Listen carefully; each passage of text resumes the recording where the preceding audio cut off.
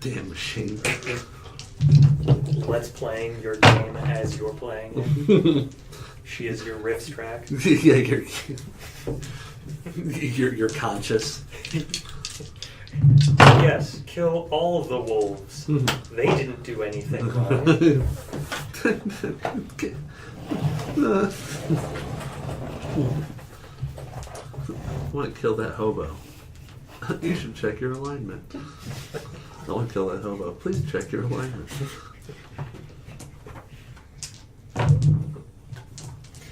I think that would be kind of nice in I think your average D&D game to have a little pop-up appearance. Yeah, Clippy? Yeah, like, are you sure you want to do this?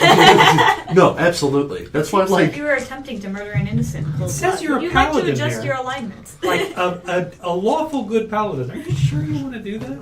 That's why, like, every once in a while I like to do it. I am in righteous justice. Yeah. I try to cut back on it a lot now because I like used to try to bring that up a lot because, like, a lot of parties end up wanting to do murder hobo, and it's just like, can we just check? Can we just look at our character sheets, reflect for a minute, Just sit down. Yeah, just really contemplate who are we as people, and Your last plea. yeah, just can we? It's like, and I say this as a true neutral character. It's just like, I mean, like, come on, guys, let's. Are gods going to be okay with this? This world's not, overpopulated. Are we sure this isn't an evil action? You may think this is neutral, but in reality, stealing children, Maybe not the greatest. maybe not the greatest. It's Merriman Child Killer. You want to save the town, but you're letting the children die, to the Drider. Are you sure you want to do this? Yeah. That sounds fine. There's a really cool website that does that has gone into great detail of going to why the alignment system's kind of like a little archaic. Yeah. Oh, yeah. And shows more, instead of like good versus evil, it's like selflessness versus selfishness, or like because most bad guys aren't like, I'm doing evil. I mean, there's some like that one do or that. two Yeah, there's that like one or two, definitely like, definitely like that. But I mean, at the same time, like, name me a player who isn't selfish. When's the last time you actually had a selfless player? oh sure, yeah, and that's all like on a spectrum, right? Mm-hmm. Of course. And so, but but most evil people, like if you take Magneto, he thinks he's doing right, but for him, And in some cases, he is. yeah. But a lot of times, like, you watch a supercut of what he does, and you're like, wow. That's gruesome. No, yeah. Yeah. The means are pretty rough. Oh, that's why I think Magneto's like one of the coolest, like Marvel, this is like supervillains. I think he's just one of the more really cool, fleshed out ones. When he's played smartly, when people remember that he's a Holocaust survivor, Right. basically, that gets that's really compelling. It's stuff. like when you get when Magneto can pull out, whoa, I'm a Holocaust survivor, and everyone's like, oh right, oh right, Oh, sorry. I'm sorry, man. That's Now, excuse me while I wipe out the rest of humanity. yeah, oh man, Excuse me while I just slowly push this old German coin through the man's head. yeah.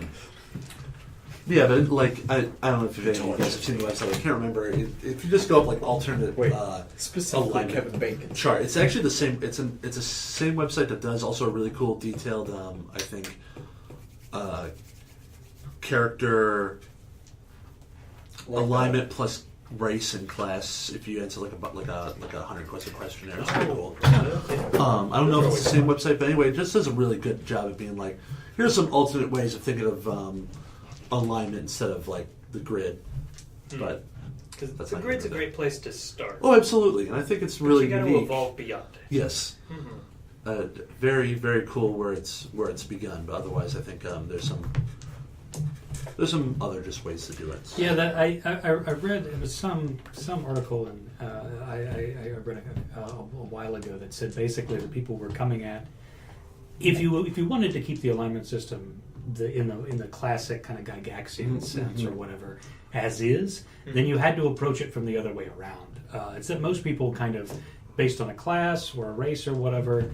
You know, the assumptions based on that. Sure. They chose an alignment, and then they tried to smush their behavior into that category, as opposed to making a character and then playing that, and then through play going, oh, I see. right. Yeah, I'm This is actually who I chaotic am. neutral. That's actually, that's most of the time what I come to in the beginning, because like I have this character, and then that ends up happening, right? Where it's like, okay, I think this is how I want to play this character, and then when you go through it a few times and you kind of hone in the behaviors, Yeah, it's like, oh, this guy's different. and it's like, okay, no, I'm definitely here, and then it's like, okay, well now I have to shift, which opens up a whole nother conversation. Like people, like are different alignments based on different Viewpoints.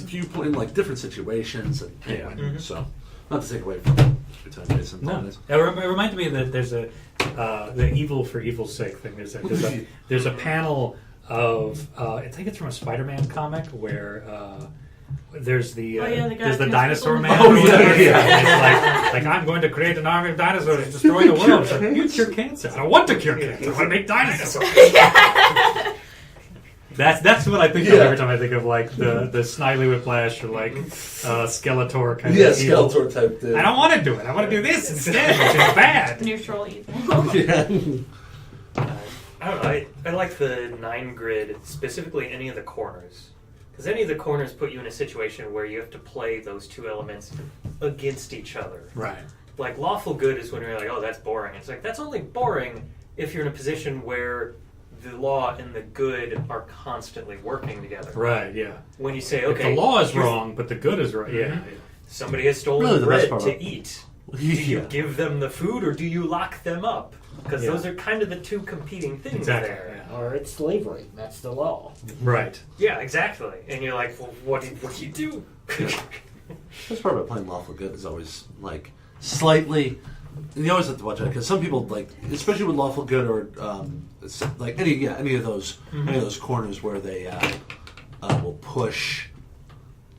They'll push an extreme. And it's not fun for the party, but it's always good doing it a little bit, right? Yeah. You know, and that's why like paladins who are like really want to beat undead, and you're like, well, this guy's not too bad. He's just trying to sell me stuff. He's not an undead monster. It's like the rest of us are like, we just want to buy stuff from the guy, and then you He's have undead, but literally he's this not guy lost. who's bound by oath to do this. It's just That's where you Mr. get the fun, Skeleton. lawful good stuff. The gung ho types. Okay, so this is Blades in the Dark, which is, if you're not familiar with it, it's a game about daring scoundrels building a criminal enterprise on the haunted streets of an industrial fantasy city. It's very Mistborn. If you want to compare it to Mistborn, if you want to compare it to Dishonored, if you want to compare it to the Thief games, and that's the kind of tone and aesthetic you're settling in, which is a kind of weird science fantasy Victorian dock worker, plus nobleman plus ghosts kind of aesthetic, right? Keywords. So that's the sort of the gist of the game, right? It takes place in Duskval, what the citizenry just calls Duskwall or the Dusk. It's industrial, like 1870s, so like steam trains, boats, carriages, chimney smoke, printing presses, simple electrical technology, that sort of thing, right? But the city is also in perpetual darkness. The world, in fact, is in perpetual darkness because there was some great cataclysm 1,000 years ago that shattered the sun and broke the gates of death. Oh. So now there are like ghosts floating everywhere and like causing all kinds of havoc and terrorizing things. And all of the cities of the world are encircled by these like lightning towers that are powered to keep out vengeful spirits and the Deathlands horrors, basically. And then there are these metal ships that go out to hunt these creatures called Leviathan to extract, and this is fun, electroplasmic blood. All right. To power these like great barriers and stuff like that. You're in a haunted Victorian era city, trapped inside a wall of lightning powered by demon blood. Is the short way of saying that. Nice. Sick nasty. Do we still use coal?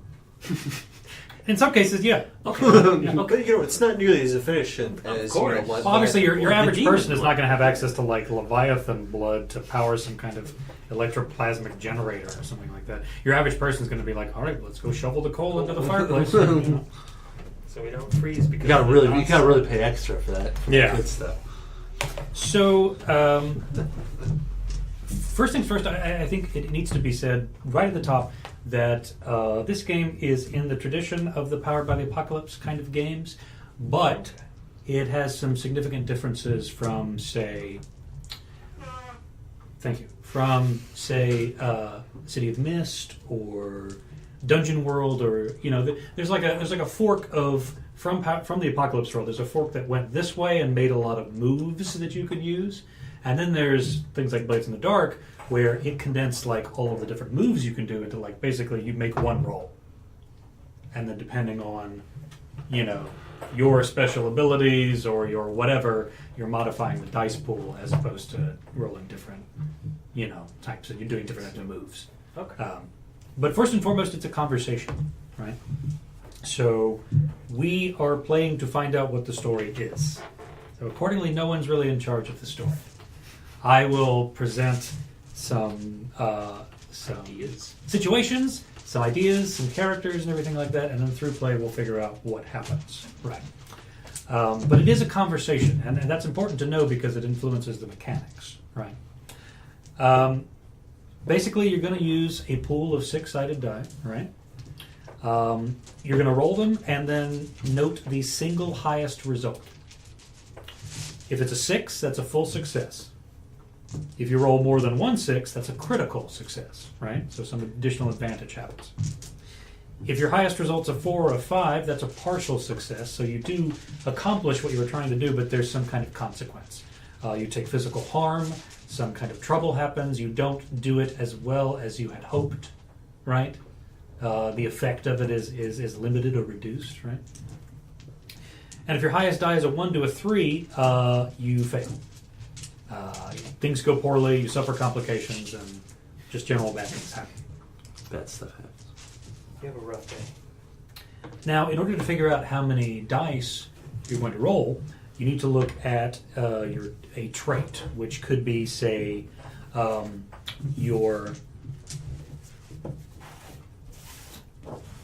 of your kind of attributes in terms of like insight, prowess, or resolve. In the case of resisting something happening, right? Like you would use prowess to resist being hurt if somebody is trying to hurt you, right? Or it'll be a specific kind of action, like finesse or wreck, command, consort, right? And those are determined by dots on the character sheet.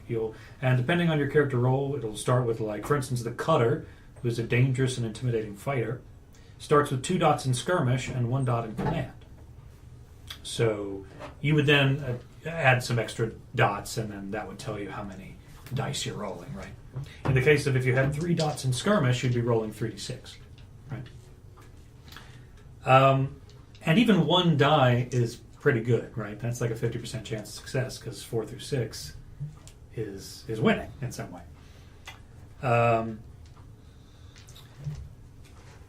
An important thing to note is that if consequences do happen to you, or if I say, okay, because you failed or because this is a partial success, this thing is going to happen, you can always say, no, I don't want that, and then make a resistance roll to try to limit, sort of move the effect down a step or whatever.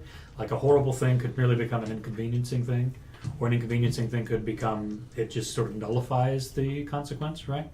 But you're going to take stress because of doing that. So it's not just something that you can do, like literally every time something bad happens to you and try to stop it. You're exerting some of yourself in order to make that happen, right?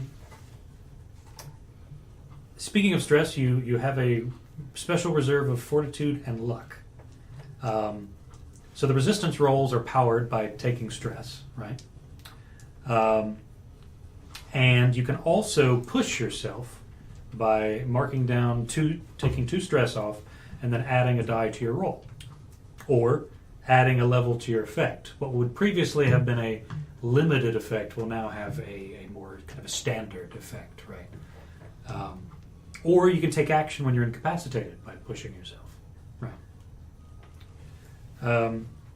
You also have trauma, which as soon as you're out of stress, you mark your last stress box, you suffer a level of trauma, which means you mark down a notch in the trauma section, and you circle one of the trauma conditions which are next to it.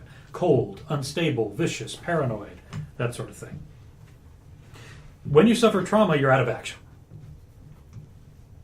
You're dropped out of the current conflict, left for dead, whatever. You show up later during the next downtime phase. Your stress will have cleared up, your vice will be satisfied, whatever. But the point is, you'll be out for the rest of the score or the run or whatever it may be, right? The funny thing about trauma conditions, when you circle them, is that they're permanent. So that's your new personality quirk, and you can use it to earn XP by causing trouble for yourself, right? However, if you have circled your 4th trauma condition, which remember happens every time you take trauma, right? And trauma is gained by going full stress? Yeah, if you're at full stress and you would take more stress, Okay. then you would mark trauma instead. Sure. When you mark your 4th trauma condition, you have to retire or go to prison. So, there you go. Character over. Basically, almost everything in the game is an action roll. There's obviously the resistance roll that I mentioned earlier. But the main thing is the action roll, which means that you tell me what you want to do. Right? Like, I want to get into the manor. I want to see who comes and goes at the house. Right? And then we sort of determine, not necessarily verbally, but we kind of come to an arrival about what the obstacle is. In the examples I just mentioned, it would be the house guard patrol, right? That makes sense. And sometimes I might ask you to clarify exactly what your goal is, like specifically. Do you want to take this guy out or just rough him up? You know what I mean? And then you, the players, choose what action rating to roll. Skirmish, command, sway, whatever it is. That should follow on the kind of goal that you're trying to accomplish, right? And there's some gray area there because some of them might overlap, right? For instance, if you wanted to hurt somebody with violence, right, you might skirmish, or hunt, or prowl, or wreck, depending on the situation at hand, right? Once that's done, I'll tell you what position you're in, which ranges from controlled, risky, and desperate. Now, by default, if you're doing an action roll, the assumption is that you're already in a risky position, because otherwise, I wouldn't. If you were in perfect, scenario with plenty of time and no danger, then I wouldn't be asking you for a roll. The thing would just happen. Sure. Right. And that basically tells you the kind of level of consequence that will happen based on, whether or not you fail. Yeah, you succeed or fail in the task. And then I'll say the effect level, right? Which is like, okay, well, it's a risky situation, and because you are already known to the guard patrol as being a troublemaker, your persuasion attempt will have a limited effect, as opposed to a standard effect or a great effect. You can make a new friend by wrecking something, but that's probably a desperate roll with limited effect, right? As opposed to consorting, which might be standard which might be a risky position for a standard effect, right? And then you can decide whether or not you add your bonus dice, right? You can get 1 bonus die from a single teammate assisting you. They do that by marking 1 stress on their sheet, right? The helper, telling you exactly how they help you, right? Narratively. And then you, as the roller, would get an extra die, right? Or you can push yourself. I think, like I mentioned before, you take 2 stress and get that extra die. Nobody has to help you. You just exert yourself a little bit more. Or you can accept a devil's bargain, which is you can get this extra dice, but this bad thing happens regardless of whether you succeed or not.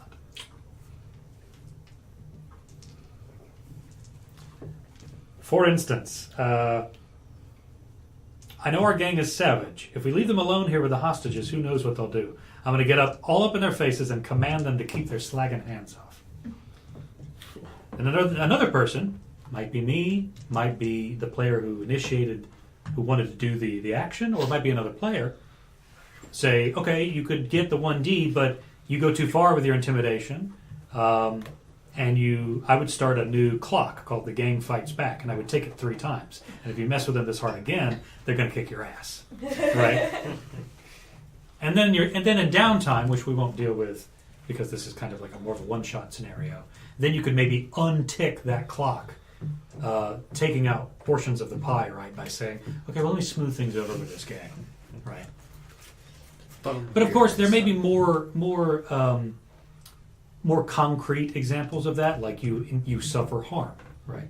You're physically hurt by this consequence, or there's collateral damage, or in the case of a longer form play, you might add heat to your crew, where it's more likely that the cops are going to be the city guard and what have you are going to pay attention to your moves and are going to have more evidence on you to possibly arrest you or straight up execute you. Right. If you're having a bad day. So, in order again, you say what you want to do. You figure out what the action rating is that you're going to use. I tell you what the position and the effect level is going to be. And then you say, okay, well, do I want to add bonus dice or not? Here are my options. And then you roll the dice, and then your single highest result is your level of success, right? Whether you succeeded or not, and to what degree. And I'm not going to roll, because the rolling that you're doing is deciding what you do and how well you do it, and also the NPCs that are involved, right? So the assumption is that, okay, well, because you succeeded on your prowl action to try to get into the manor unseen, the NPCs don't see you, right? You know, there's no need for me to okay, well, let me roll, make a opposed thing, and see what happens. No, instead, you succeeded. You did what you said you were going to do. And so, because of that narrative notion, right, it's not as... The game is not necessarily as antagonistic as some other, kind of mechanical or DM-oriented games might be. Does that make sense? Sure. Something else I can put. Whenever you would take a complication, like if I say, okay, so you failed, the guard catches you and tries to strike you with his saber, right? Well, in this case, I would simply say he strikes you with his saber, and you would take 2 harm. Instead, you could say, no, I don't want that to happen, right? So, by doing that, you could make a resistance roll. You could choose one of the attributes that you have: insight, prowess, or resolve, depending on what the context, what makes sense in the context, right? Prowess would be for physical injury. Resolve would be for mental strain. Insight would be deception or understanding, right? You would roll whatever the number of die is that your attribute would give you. So let's say 3d6, right? And you would roll, and you would note your highest die result, right? Let's say, for instance, that was a 4. Because you've resisted, you would do 6 stress minus the highest die result. So in the case of rolling a 4 as your highest result, you would take 2 stress. But because you resisted, you would be able to reduce the severity of a consequence, right? Whereas instead of taking, level 2 harm, which you'll see on your sheet will like take a die from all of your actions, right? Instead, you could say, okay, well, he does nick me with the saber, but along the ribs. He doesn't get into the meat. You know what I mean? So I'm instead taking a level 1 harm, right? Because I've lowered the severity of it, right? Now that's just in the case of like physical injury, but there are other opportunities where like, there may be an issue where your effect is going to be limited or whatever, and you might resist and say, okay, I'm going to take the however many stress, and instead it's going to go as I planned, right? You know what I mean? So if you roll a 6, you don't take any stress? Yeah. Mm-hmm. Yeah, if you rolled a 6 on a resistance roll, and that was your highest die result, yeah, you would take no stress. And if you did a critical, which is you roll more than 1 6, right? You'd actually clear 1 stress as well. So not only would you not take any stress, you'd also you'd regain 1 stress because it's so nice. I'm happy that this thing has happened. I feel better. Now, something to note about armor, right? If you have a type of armor that applies to the situation, you can mark a box off of the armor to reduce or avoid a consequence instead of rolling, right? So you wouldn't be suffering stress. You'd just be like, all right, well, I would be taking level 2 harm, but I'm going to mark a box off of my armor, and instead it'll be level 1 harm. I'll just be bruised instead because the saber rattled against the thing and, dug into my side or whatever. Now, if you were wearing, say, like heavy armor, you got 2 boxes, so you have 2 opportunities to do that. But once you do that, it can't be used again until it's restored. And it's restored when you choose your loadout for the next score you do. Understand? So it's not like you can just like, okay, hold on, let me go and get to the blacksmith and have him patch this up, and I'll be right back. Right? Sometimes we'll do a fortune roll like that. Maybe an opportunity where I actually roll a die, where I'm just trying to figure out the magnitude of something or the quality, or just figure out something that would take too long or not be necessary for a whole trait thing where I figure out the trait and assemble a die pool. I might just go, okay, that was a 5. Mixed result. Okay, there you go. Depending on, like, does the fishmonger have the particular fish that I want today? 3, nope, he doesn't have it, right? He doesn't even know what fish are. Now that's a pretty small scale thing, right? Take a level of stress. But there are emotions like, they have it. It's just improperly stored. You get food poisoning. for instance, like inspectors are putting a case together against your crew. How quickly will their evidence result in arrests? I could go, okay, I'm going to do a fortune roll, see what happens. That's a 1. However, I get another die because they have a major advantage because your wanted level's high. So I roll my second die. That's a 4. Mixed result. So I might interpret that as saying, like, okay, they probably got maybe a week and a half before arrests start being made,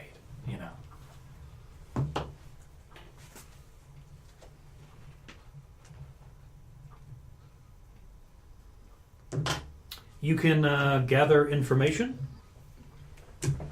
Basically, you'll use an action, command, hunt, study, what have you, to gather some information, and then based on the result of your roll, or in the case of like less interesting NPCs or engagements or whatever, I'll roll a fortune roll and see how much information you get, whether or not it's incomplete or partial, whether or not there are good details, or if it's exceptionally detailed, and you don't have to ask follow-up questions.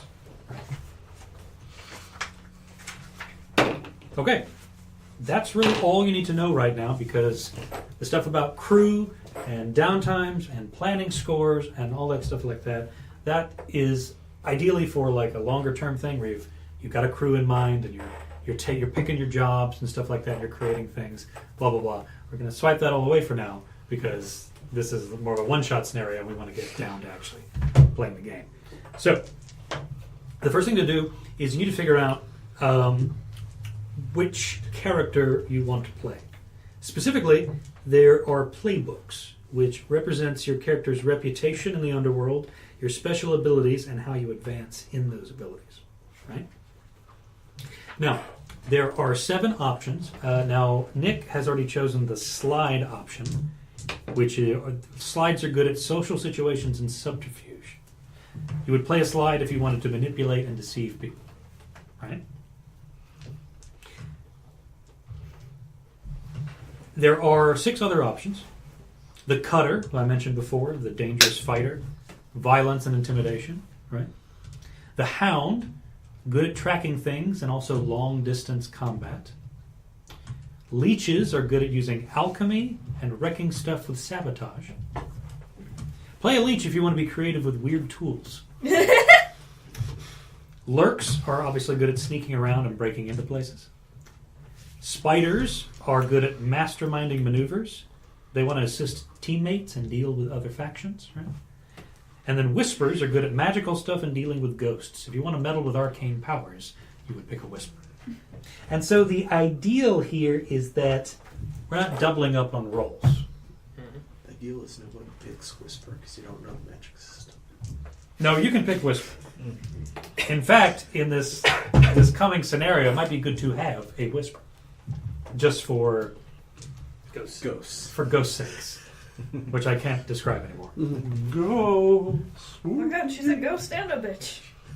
So you'll pick one of those types, and I will give you the playbook, which will be a single sheet here, and then we'll go through it and sort of flesh that character out, right? So what do you have in mind? What do you want to do? What's the kind of thing that you want to do in the game? Now, keep in mind, as I said before, you're scoundrels. You're not good people. So You get to finally live out your neutral dreams. now, the cool thing is there's like a third party thing made by one of the contributing writers of the book that allows you to play as like vigilantes, kind of like superheroes. Oh, in that's that so way, right? cool. So instead of playing criminals, you would be playing like people who patrol the streets and try to keep the citizenry safe. Keep us. Right? Yeah, the people who are fighting opposing you. against. But of course, you may not be as cruel or corrupt as, say, the Bluecoats, the city guard, who are arguably, out of all the factions in Duskfall, the cruelest and most corrupt. But Sounds about right. you're still criminals. You're still being gay and doing crime. Nice.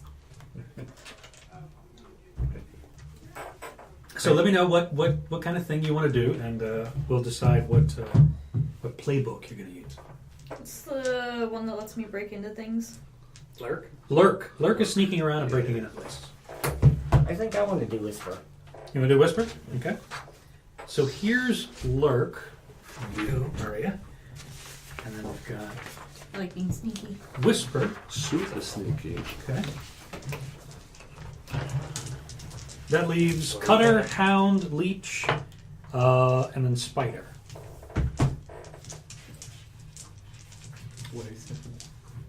We could probably use a Waiting on you martial on class. this. We'll do Leech. Leech? If one of you guys wants to do work, I wouldn't mind doing Hound. I'm thinking about doing Spider. Embrace your fears. Spider. Here we are. Good be the boss. I mean, Not that it's not it doesn't necessarily have to be the It's Spider, just- but that's certainly... It's a kind of a mastermind It's sort a of... role. Yeah, usually. that Yes. makes sense. If you're the one coming up with plans, it makes sense. You're the one coming up with plans. With Why not just let that person just do all the work, right? You're already helping plan and organize stuff. Why don't you just tell us what we're going to do? Okay.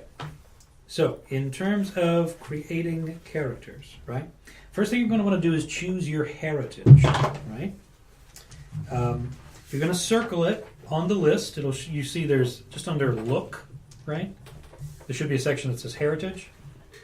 What you'll do is you'll circle one of those heritages, right? Like Akaros or Severos, Skovlan, etc. cetera, et cetera. Right? And then you'll write down a detail about your family life on that line that's above that section, right? For instance, you could choose the Eruvian heritage and write exiled nobility. You could choose the Skovlan heritage and write factory workers from Lockport, now refugees. So it's entirely up to you. It's a narrative, it's a fluff thing that will help you define who you are and why you are doing crime. To give you the quick rundown of the places. Yeah, of course. I'm reading. Akaros is the main empire, I suppose, Imperium of Man. That The largest and most industrialized area. And within it, Duskwall is The capital city is there. The Dagger Isles are your typical like seafaring nation, right? Corsairs and merchants who live without lightning barriers. That's really cool. They live dangerously. You have the whole thing, so you feel free. I was just kind of doing enough of memory. Eruvia is like a really quote-unquote foreign culture. It's a rich and powerful desert kingdom to the south. It's similar to like old Persia or Egypt. If you want to be from a place considered wild by the rest of the empire, you could be from Severos. Most Severosi live in nomadic horse tribes scattered across the blasted Deathlands, surviving within the ruins of arcane, ancient fortresses which still repel spirits. If you want to be from a marginalized people, you could be from the Skovlan. Skovlan is an island kingdom just across the sea from Duskwall. They were the last to be brought under imperial rule over the course of a unity war that lasted 36 years. It took a little while. And many Skovlander refugees who lost their homes and jobs have come to Duskwall seeking new opportunities. You can also, if you want, it literally says, if you want to be weird, you can be from Tykaros, semi-mythical place far away beyond the northern Void Sea. Oh, all the water is like ink black, by the way. Okay. Was it safe to drink? I don't know. The jury's out. The science is out. Everyone says that the people there are part demon. If you choose Tykarosi heritage, also create a demonic telltale like black shark eyes, feather instead of hair. That marks your character. So those are the different places: Akaros, the Dagger Isles, Eruvia, Severos, Skovlan, and Tykaros.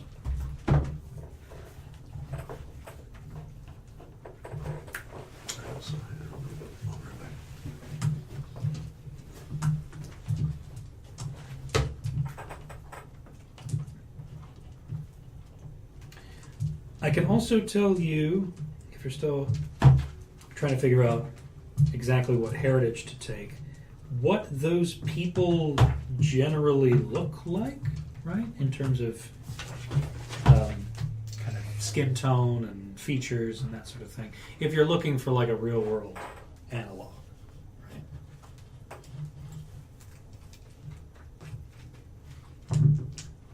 I also have a list of names, if you need those, and personality traits and that sort of thing, if you just want to, like, you know. Tykarosi names? Tykarosi names, yes, yes. Where are you? Pull this up.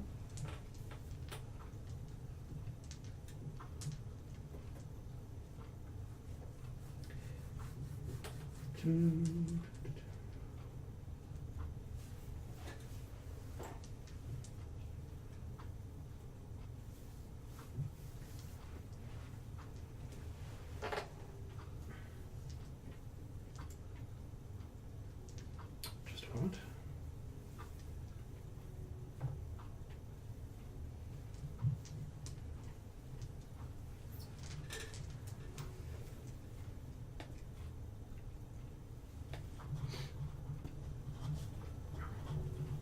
There you are.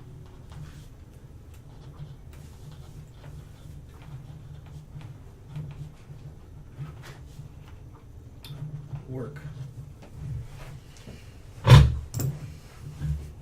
you. A little percussive maintenance. Good old Russian spanner. Russian trick. It's always... Yeah, just like progressive agents. The one of the vices just is weird.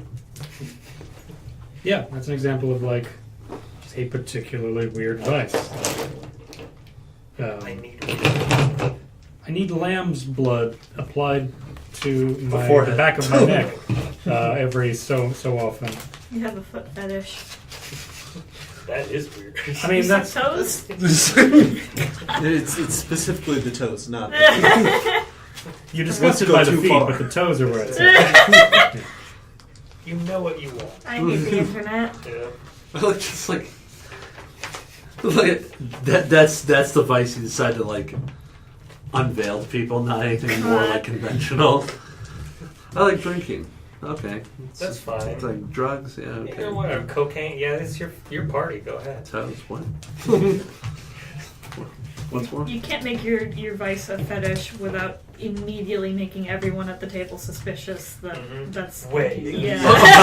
about you as a person. Yeah.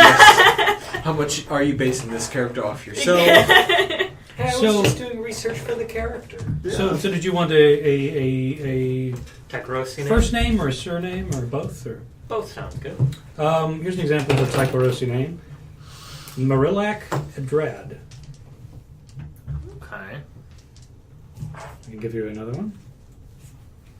Maybe like a Bond villain name generator. I feel like that would do it. I gotta ask what weird feature you're going with. I'm not quite sure yet.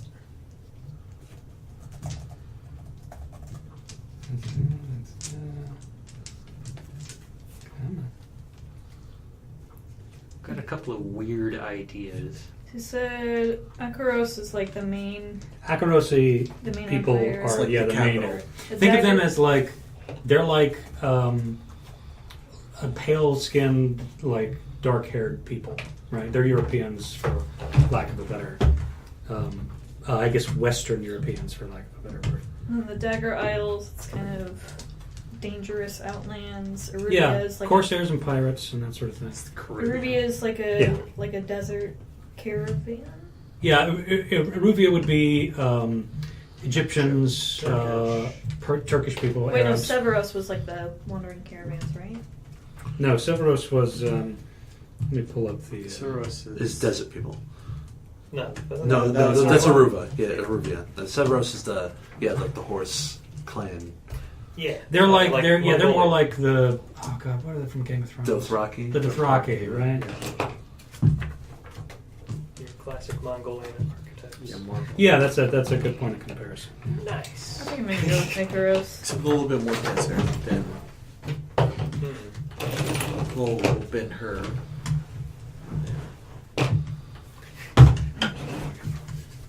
I like it. Little name placard. I normally like to when I was doing Adventures League for a little bit. It's one of the things I was looking online while I was looking. I was like, don't knock the power of name cards. Yeah. And at first I was like, I could do one better. So I bought like name tags, like "Hello, my name is," and that was okay. But I think everybody liked the placard. A better. little more readable. Well, it's also reusable too. That's really There you go. Yeah, you're not taking up for sure. It was cute for a little bit, but everybody was like, "No, I think we'll just stick with note cards." I'm like, "Ah, it's fine." Well, my name is You Killed My Father. Prepare to. Yeah, exactly. Bad. I used to have more. Also, I brought more. I think I'll start packing them in my bag here.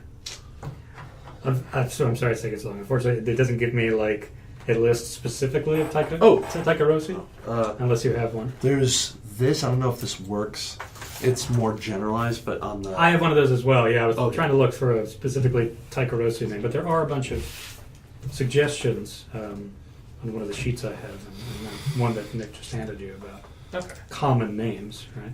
Yeah. for normies. I basically used a Bond villain name generator and got Alexei Volkic. Sure. Yeah. I'm like, that sounds about right. Specifically, Governor. Yeah. Alexei Volk. So And my layer, Obscura La Land, a theme park Are you with doing rides or designed total big? specifically to confuse spies. So, again, like for point of comparison, Akaros is a land of dark petrified forests and rocky hills. They're sometimes called Imperials because the Imperium began there. Freaking imps. Fair-skinned, dark-haired people. Severos, windswept plains, dark scrub, thorny growths. Free tribes scavenging the Deathlands. They're brown-skinned and dark-haired. Iruvia, black deserts, obsidian mountains, and raging volcanoes. Amber-skinned and dark-haired. The Dagger Isles are generally copper-skinned and dark-haired. And a tropical archipelago covered in dense jungle growth. So again, the point of comparison, like the Caribbean, is a great example of that. Skovlan is cold mountains and rough tundra. They were the last holdout against Imperial control, as I mentioned. They're generally pale skin and fair or red-haired. So you're Nords, right? And then Taikarosu people are just like, man, anything goes over there. Do the random button on the character generator. I don't know if it's that bad, but What do you mean I'm green and 3 feet tall? I look like Shrek. you're a literal goblin. Literally a goblin. Just get like super orange hair as For well. no reason.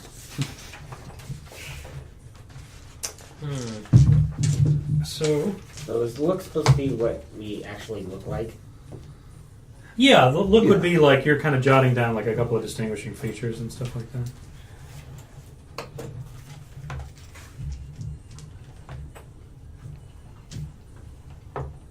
Yeah, record a few evocative words that describe your character's look, like brooding, languid, squat, grimy, twitchy, plump, delicate, that sort of thing. You can also put down what you're wearing, like long scarf, heavy jacket, eel-skin bodysuit, Very scavenged specific. uniform, thick gray, Makes it really slippery.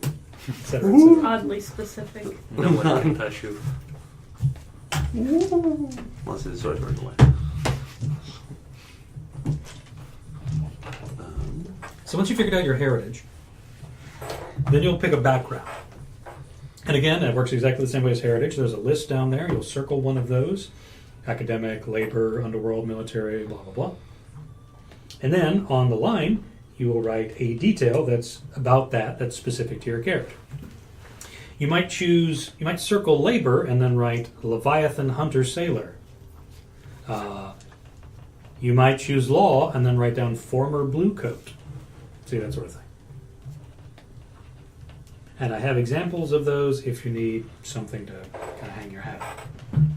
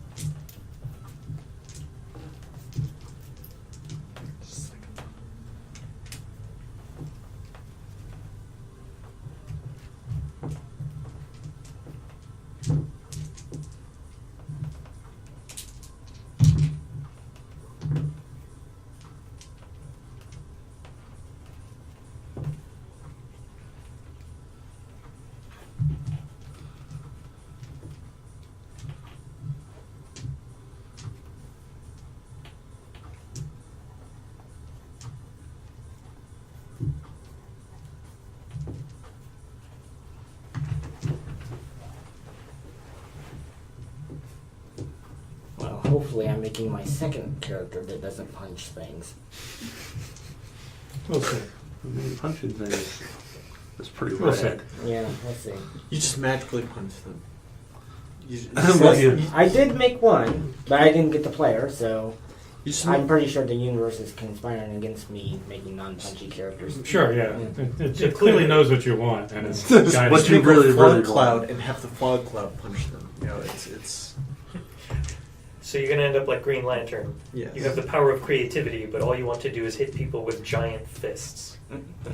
Or slabs. Yeah, you know what? He's like the most creative, like bankrupt person, and it's like. And that's you the know, thing about the people- Green Lantern is I think it's awarded to people who are supposed to be one of the most creative. Mhm. So it's that. How creative are you, really? What does that say about the standards of this ring? Mhm. They're not great.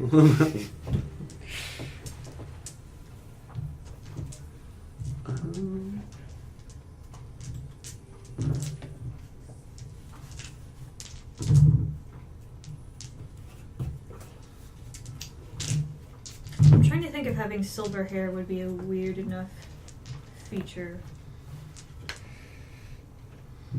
How are you getting at silver? For a Taikarosu, you mean? Yeah. I mean, it's on the milder side of Yeah. weird features, right? Unless it's made out of actual silver. Now, Oh, that there's would an be example. sick. Chronic neck But- pain. Yeah, but then people might want to kill you and Yeah. take your Take hair. your hair. No, just kidnap you and then just shave it very often. You know, Hard it's to gold shave goose. silver hair. See, that takes effort, and most people are just looking for that quick fix. I think that Just you scalp. could certainly take that. The reading that I'm getting from the book is that it's meant to be more like what in other systems would be like mutations or physical abnormalities, Yeah. like cat's eyes, claws. Scaly skin. Yeah. Oh, I know. Black veins. Oh, Nice and simple. Nice. God. Bane. Black or green? Does Agreed. that depend on, yeah. Yeah. Depends on how much Who's he's writing? got. Who's writing him? Yeah. Yeah. No, that's perfect. Yeah.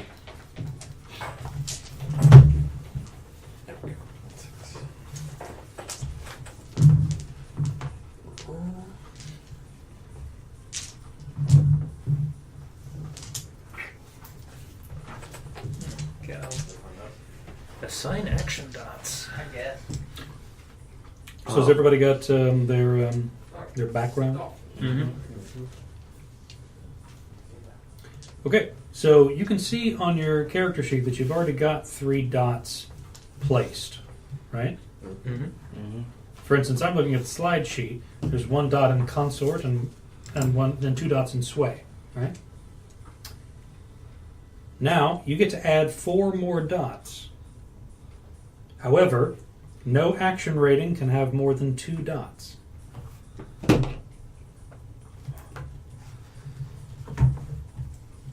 Unless a special ability tells you otherwise. What's a tune? What's that? What's a tune? A tune is like that's sort of the whispers kind of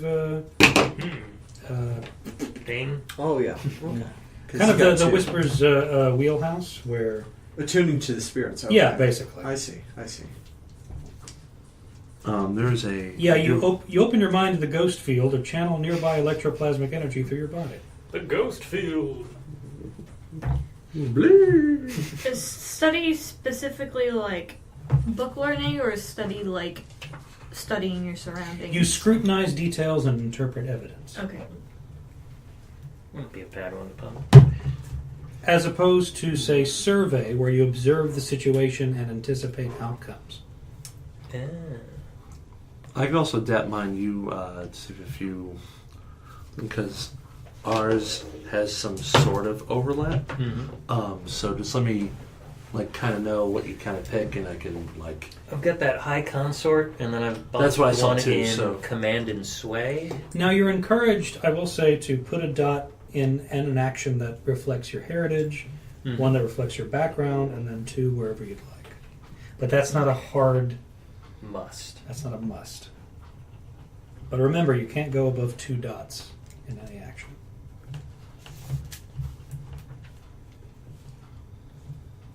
So since we have a whisper, the tune will basically be taken care of. I got craft or tinker.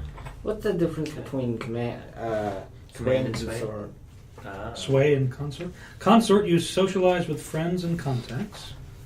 And then sway, you influence someone with guile, charm, or argument. okay.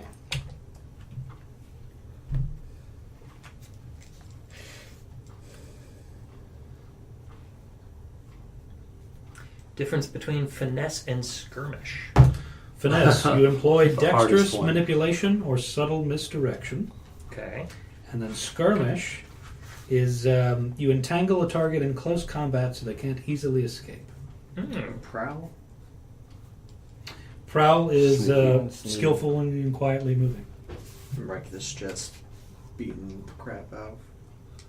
What? Wreck is just like beating it. Wreck Hulk is smash. like beating the shit out of things. I will give you the specific. You unleash savage force. Hulk smash.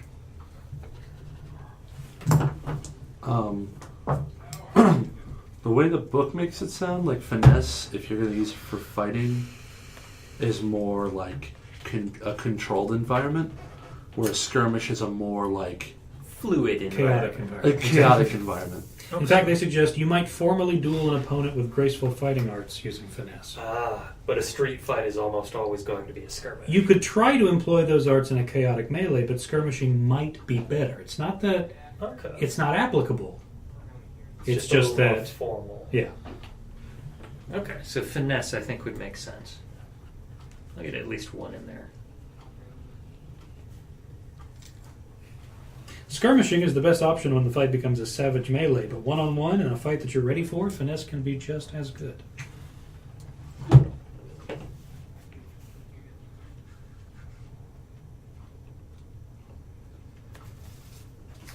I'm guessing command is pretty self-explanatory. Yep. Giving orders. Compel swift obedience. So you could kind of use that as a fast talk, right? In a way, you don't care what the person wants.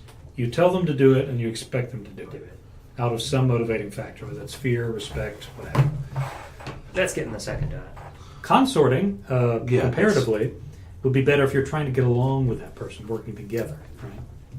And then sway is basically the opposite side of the coin for consort, but you don't care about what they feel, right? You're manipulating them, right? Okay. Like mine gets 2 in sway. Okay. It isn't mind control, but it's close. I may Yeah, be it's like right. intimidation, chummy, charm. Okay. What's survey? survey. That's like observing the situation and anticipating outcomes, spotting telltale signs of trouble before it happens. So it's like perception? In a way, yeah. Whereas study would be closer to, say, like something like investigation, right? It's a little bit of like the red market skill. What was it? The like the planning skill. Foresight? Foresight, yeah. It sounds like. Foresight was one of those things that was more so retroactive, though. It was built a lot more on like, well, did you remember to bring a flashlight? Surveying is often used to read a situation. It's a gather information role to judge opportunities and dangers, for instance. Sounds useful. I got If you're two suspicious survey of the right now. meeting with the lamp blacks, for example, you might ask, what's really going on here, to get a clear read on the situation, and you'd be using survey to do that. Now, you could use survey to, say, detect a person's motivations or intentions, but studying would probably be better for that. Ah. See? Okay. You might use survey to try to spot a good ambush point, but hunting might be better for that. See how that works? We've got, 5 players, so I'm going to go a little heavy. Now, it Yeah, a works. little more focused. It works Yeah. both ways. You can either focus yourself, or you can do a well-rounded character. Either way, you're rewarded for your choice, right? You're not, and as opposed to, say, something like D&D, where you're encouraged to like spec or like Always be to able min to max do or like to combat. spec in a particular direction. And if you're just a well-rounded character, you're not as effective as everyone else, Mhm. right? You're multi-classing? Well, because of, again, bell curves versus swingy dice, right? Right. Where you want to maximize what you're good at so you can get that extra plus 10. That guarantee. The guarantee where, like, even like if you play something like Shadowrun, like having an extra die or 2 or 3 is really cool. You don't need that extra 15. Having an additional just few is really nice. So I'm trying to figure out if study or survey would be more useful for somebody who's mostly doing infiltration, just going into areas and looking around. Both. Well, I can see both being helpful, but It's maybe very a hunt as contextual. well. it's contextual, and it would depend on your aims as a lurk, right? Like if you just wanted to case a joint, I'd That's say survey, 100% of the time. If you're looking for like specific paths in, secret doors that somebody's built into a house, that That's study. sounds like study. Okay. But the thing is, you could use survey or study. The thing is, because you're choosing the action rating, it ultimately doesn't matter As long as it sounds as good. long as you can narratively rationalize it it. makes sense. Yeah, as long Right. as you can argue your It would be it'd be situation. very difficult to justify using rec to learn more about a situation. Well, if I remove I found this everything- person. I'm going to wreck him to figure It out seems more like about study- this Now that is something you situation. could do. You could say like, okay, I want to wreck this person to extract information from them, as opposed to commanding them. That I can see makes sense. I can see where the logic goes right there. You're going to beat the shit out of this guy to get the thing you want. Now, because you're doing rec instead of command or consort or sway, I might say it is a risky position with limited effect because it's always better to get information like this. You catch more flies with honey than vinegar, right? Yep. Yeah. So you may not get the level of effect that a person using sway or consort might, but you can still accomplish your goal. Your goal. Yeah. Right? Problem with pain is that people will say anything to make It stop. Yes, exactly. One of the suggested names is Bricks. Just spelled just BRICKS. Bricks. You are a literal brick. It's not an Bricks, alias, yeah. it's just a name. Like Like a given name. Just shitting bricks. It looks like study in like by Arena is more of like the study and survey is the difference between like intelligence and wisdom in D&D. Where study's like you're using the you're Sherlock Holmes in it. Well, I'm not. Okay, Sherlock Holmes is really good at his job, so we'll put him off to the side. But like you're using more logic, where survey you're using more experience to be like, all right, I have a feeling this is how this will play out based on how I perceive how things will instinct versus intellect. Yeah, whereas Sure. like, study might be, all right, I'm looking at that carriage, I can tell that... It's really weighed down. I was going to go more with, like, that's not a guard in the front seat, that's the actual passenger. yeah. Like, they're doing a decoy, you can tell because of the way they set themselves, those little Right. details. Or micro versus macro, like studies like the nitty gritty stuff, and surveys the big picture.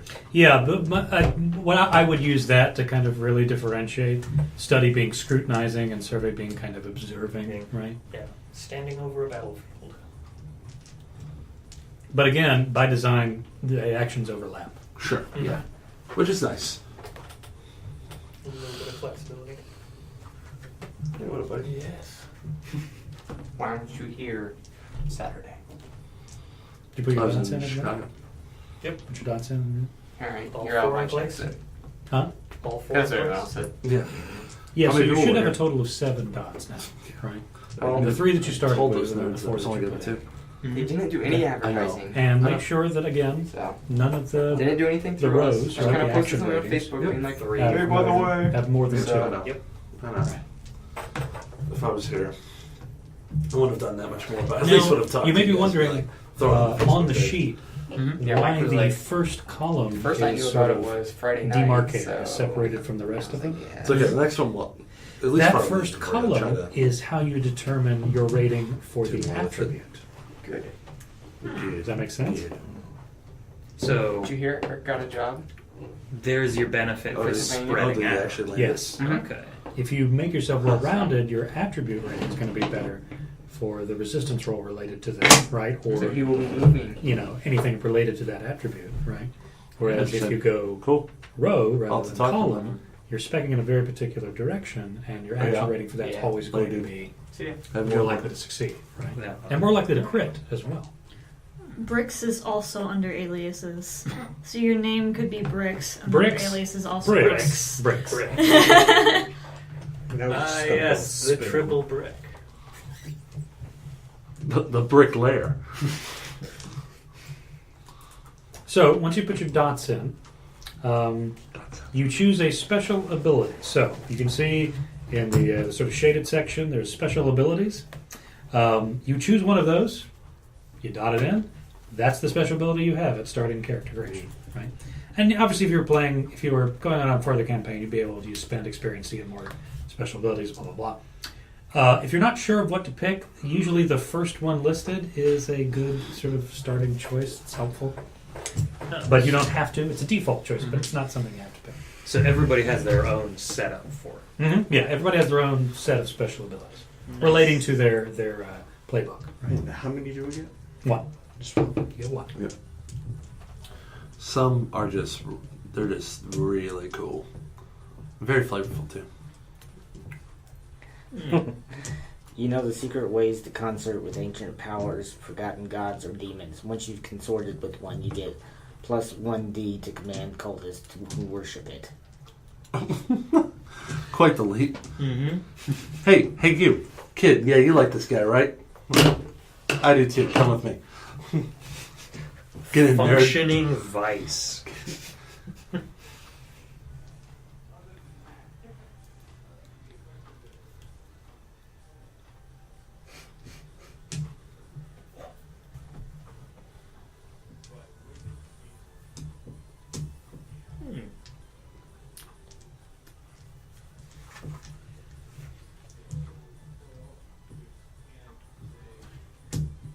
Ghost Veil is tempting. You may shift partially into the ghost field, becoming shadowy and insubstantial for a few moments. Take two stress when you shift, plus 1 extra stress for each feature. Literal stealth. Extra feature could be you're invisible rather than shadowy. You may float through the air like a ghost. Spooky ghost. Get to haunt people. Hey, you're a jerk. What is special armor? Special armor. Used When you for use stuff. that ability, you would tick off the box related to the armor, right? Under Armor use uses, special? right? Okay. Abilities, what it made it sound like in the rules that, like, yeah, there are abilities that use special armor. That's about it. Typically, it has more of a defensive feel to it. Mm-hmm. Like for example, I have an ability, if I do take it, that uses it called Subterfuge, where you can expend your special armor to resist a consequence from suspicion or persuasion, or to push yourself to subterfuge. So that way you wouldn't have to suffer stress and roll the resistance roll. You could just, like regular armor, you could go, no, I don't want that to happen.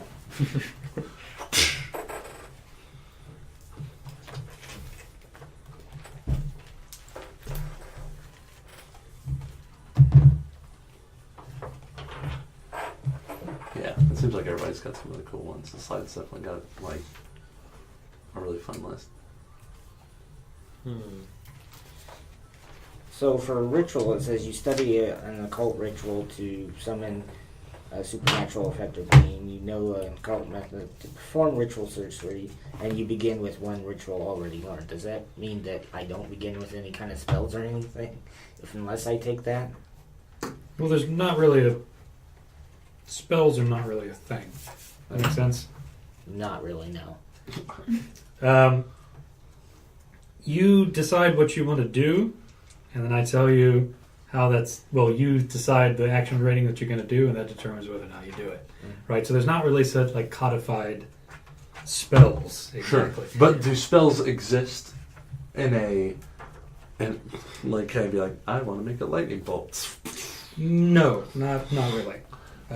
There are. It's more like there are rituals that like allow you to like connect with demons or With otherworldly spirits. creatures, and there are.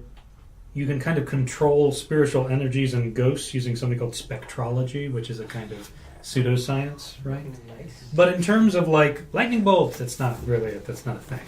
Magic missile. Magic Magic. Gotta be 3 times. missile. Yeah. Bro, do you even LARP? Yeah.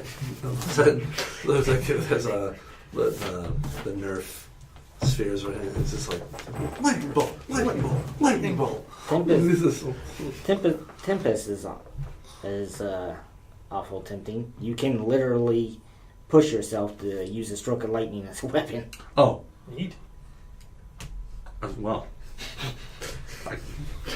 You ever wondered what fried person smells like?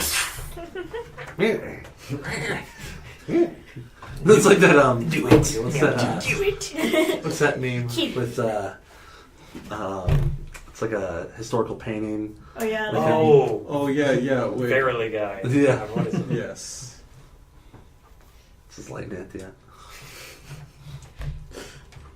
Yeah, I would avoid the ritual thing because they usually take a downtime activity to complete. Okay. Or like what about the event or craft? Would you just Yeah. avoid that? Crafting is mostly a downtime thing as well. That's so you can create special materials, sparkcraft gadgets, arcane implements, blah blah blah. Mhm. That's another system that I don't think we should bother with. That's why I currently. chose something else. Yeah. Equipment. A pistol. A second. The pistol. I saw that. What's a spark craft? And if you need it, a third. Sparkcraft? Actually, your whole Sparkcraft's loadout that kind is of this thing pistol. where you're like, It's a it's a form of It's technology a coat made of pistol. that kind of They've fuses been woven spectrology, together. rituals, and Whole. alchemy together to Get kind of it. create this. It's kind of what It's like a the literal Leviathan gun one jacket. is. Yeah, this sort of Spark electroplasmic stuff that Yeah.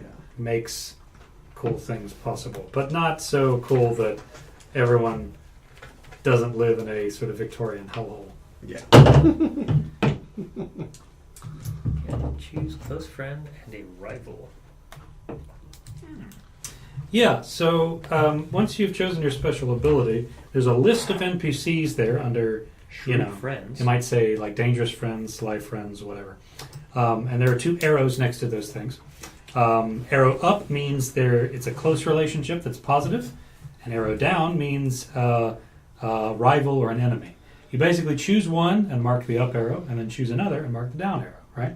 And you don't have to pick those if you don't like them. You can rewrite them. You could rewrite them, right?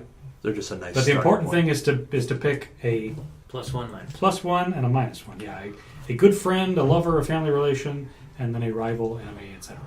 Right, and I think the other 3 are. Neutral.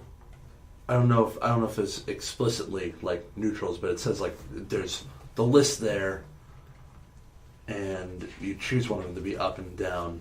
And so I would gather the other 3 are your. No, the other 3 are just options. Oh, They don't have to exist. Okay, Now- can they? They could. Okay. Yeah. I wasn't sure how many contacts you can have, or if you have to invest in them, like you do, like in Shadowrun or something, where I have to like buy my friends, or not Gotta even my love, friends. gotta love cyberpunk. Well, I wouldn't say it's necessarily contacts because that implies like some sort of mechanical benefit, right? Whereas really they're just kind of NPC generation for everybody to use, right? Right. Yeah, just filling out the world. Right?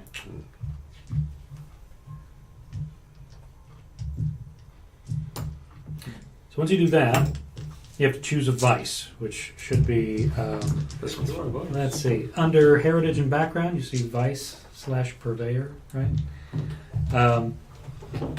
You'll choose a vice from the list: faith, gambling, pleasure, stupor, weird. And then on the line above it, you will describe what that vice is and jot down the name and location of your purveyor of that vice in the city. For example, you might choose gambling and then write Spog's Dice Game, Crow's Foot. So you're addicted to dice gambling that Spog runs in the district of Crow's Foot. That makes sense? And there are options. You don't have to come up with a whole cloth. I do have a list of vice purveyors. If you're uncertain about what the particular vices mean exactly, I can tell you what that is. This is the fine detail between pleasure and stupor. Pleasure is gratification, and stupor is you seek oblivion. Nice. Getting beaten to a pulp in the fighting pits, drinking to excess, the abuse of drugs. Alright, I'm kind of liking Stupor. Death by snooze. If you wanted to move in that direction, sure. Mix the two? Or it's Sherlock Holmes, trying Yeah. to opium himself to death.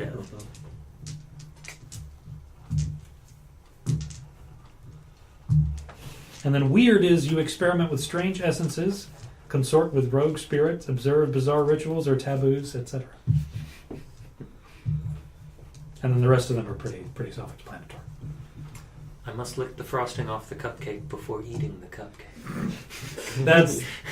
That's precious that you think the cupcakes exist in this Victorian culture. That only makes it that much harder to satisfy. I mean, it's like old hardtack, and then they put a sprinkling of like coal dust on top. Delicious.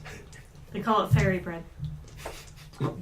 Sick. That's actually really cool. So I've got a place for my advice. I do not have a I'm gonna location. jot that down. Okay. Making it candy. Very bright. So, what describe the kind of neighborhood that the place would be in? Is it an upscale neighborhood? Is it a slum? Is it the docks? Like, what's the character of the neighborhood? Like, where would it fit, right? And then I can tell you what sort of district it's in. Well, she's from the Dagger Island, so it's probably going to be next to the docks. Okay. Well, then there is literally a district called the Docks. So you can just put the Docks.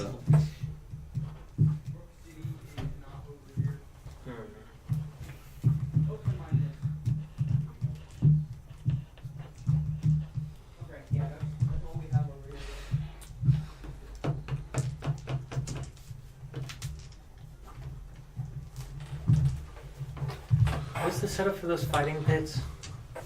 What now? The location name for those fighting pits? Oh, yeah. They Let popped me, up an example. Stupor. Let's see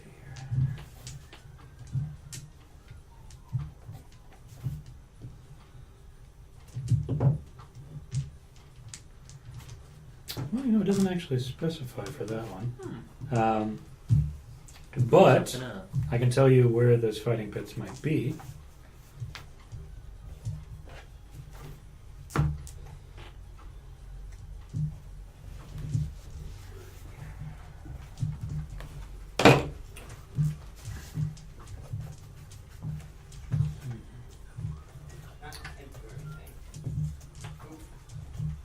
Let's see.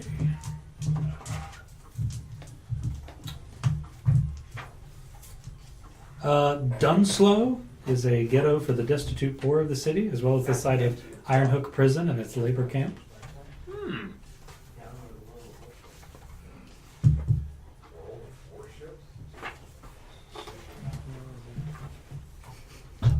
It could also conceivably be in Crowsfoot, which is kind of like a patchwork district where the vices of Silkshore, the labor and trade of the docks, the poverty of Char Hollow, and the architecture of Charter Hall kind of all merge into one. Crowsfoot, you say? There's also currently a bloody gang war going on there. Sounds perfect. That actually sounds better for mine, too. Okay, Crowsfoot, yeah. Well, that's very convenient because that's where we'll be when we start the game.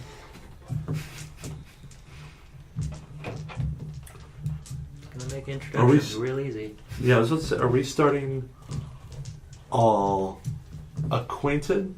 Are we a crew or are we crew? Well, I figure we're not we're not like crew status yet. We're dispensing with the crew creation, kind of the actual mechanics of the thing. The notion is that Because I'm cool to see them grabbing us. the way that this game works is that you're You intended spent to 2 hours coming up with a name for the crew. You're intended to be in the middle of a score or a job that you've set up, and then kind of work in reverse from that, right? But the actual setup itself, you can roleplay that if you like.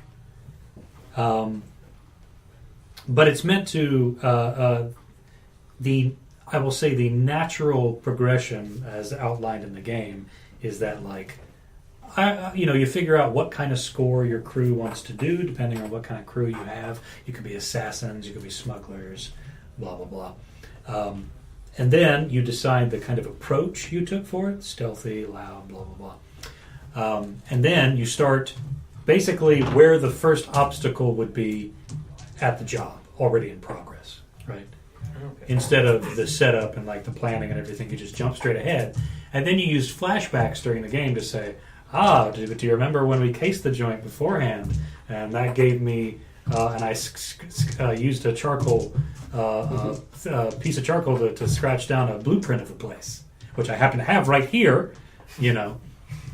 So it just sort of, it skips all the planning stuff and then makes that a kind of an active mechanic that allows you to improvise advantages for yourself. Remember that time we flipped this destiny point? To make sure we had this map. Oh man. So that's entirely up to you guys. If you want it so that Steven's mastermind character I don't want to force that on you. is like, if you want it so that that a character is a point of contact, and then you guys form a rough kind of, not a gang exactly, but A crew. a crew, yeah, for lack of a job. better word, to do a job. You're not necessarily a formal crew yet. You don't have a name, you don't have a territory, all that stuff. But because we're not doing a paying job. attention to that. But yeah, you need to put your squad together for a job. Yeah. Do it, Jim. We're doing a jib. Or we can start with your crew, or your squad already together, and in the midst of the job. It's up to you. Whatever you want. So I'm trying to parse out what I want for the vice here, and I'm picturing not like a classical kleptomaniac in the sense that she just like grabs anything and everything that's not nailed down, but in that like she has a thing where she like just likes to break into new places and take something. Yeah, you're there for the big score. It doesn't even have to be something valuable. She just likes the thrill of breaking into a place and taking it. Yeah, Seems like the high of the heist. That's gambling. Gambling? The risk reward. I see what you mean. Yeah.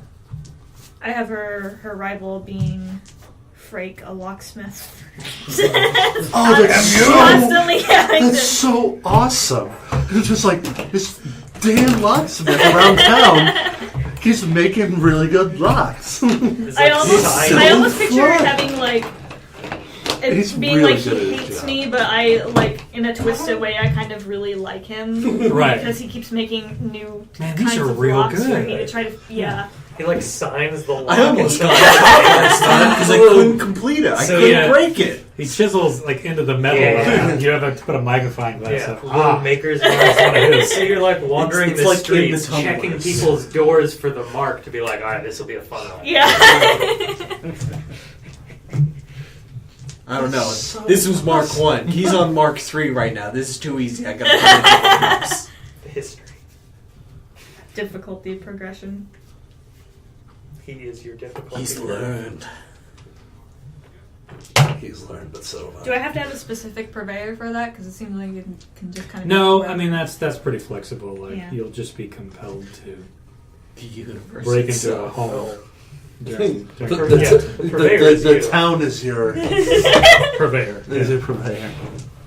Yeah, do you have a favorite block or part of town in which you work? I think she probably just likes novelty, just wherever. Oh, I haven't hit up this place in a while, or somebody new just moved in there. Let's go check that out. Ah, yes, my old stealing grounds.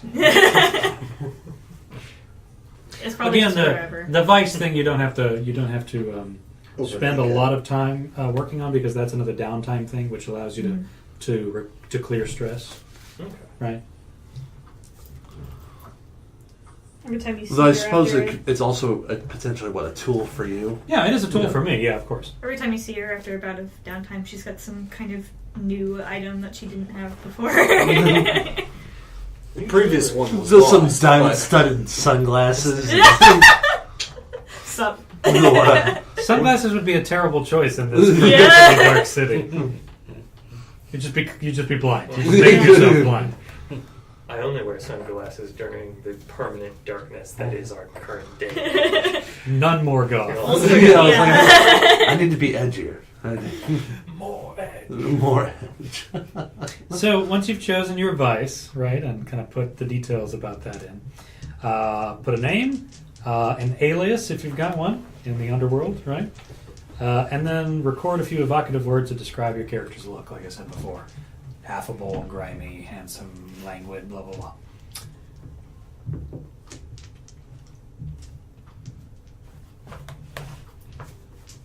So should we fill these little ticks in beside like insight, prowess, and resolve? No. The little kind of like blade symbols? Yeah. What about here? The gear, you decide what you brought with you when you're on the score. As soon as it starts, or whenever you need it. Whenever you need it, right? So But you will pick like a type of load, like normal. you will pick a load, yeah. For each operation, you decide what your character's load will be. And then during the operation, you can say your character has an item on hand by checking the box for the item you want to use, up to a number of items equal to your chosen load. That makes sense? Interesting. Okay. It also determines your movement speed and your conspicuousness, obviously. Encumbered is overburdened and can't do anything except move very slowly, whereas light is you're faster, less conspicuous, you blend in with citizens, etc., etc. Some items count as 2 items for load. They have 2 interconnected boxes. And items that are in italics don't count towards your load. Oh, sick nasty. But you still have to like.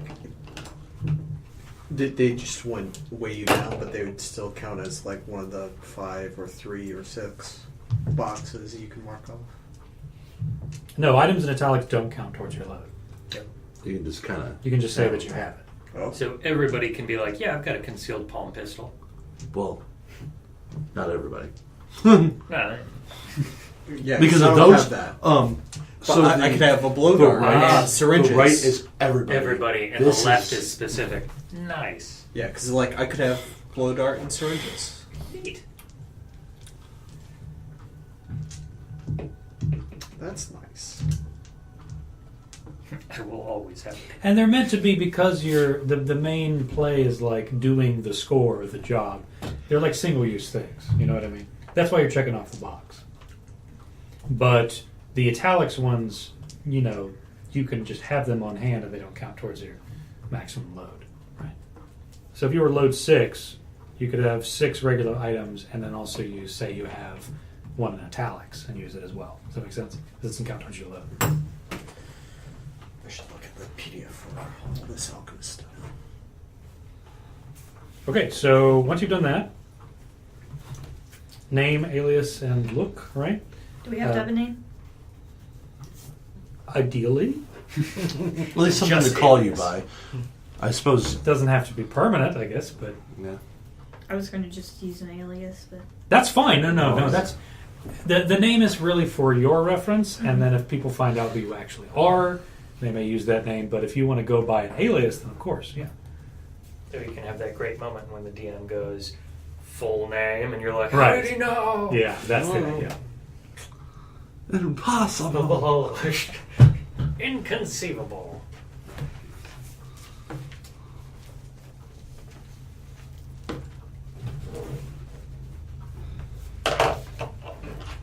Name generators, one of the most useful things in roleplay. What's that guy's name generator website that's just full of different races that you can. It's like a blue website. Oh, like fantasy? Yeah, the fantasy name Yeah. generator. I was like, It's one of my favorites to go to. yeah. It's just really extensive. Mm-hmm.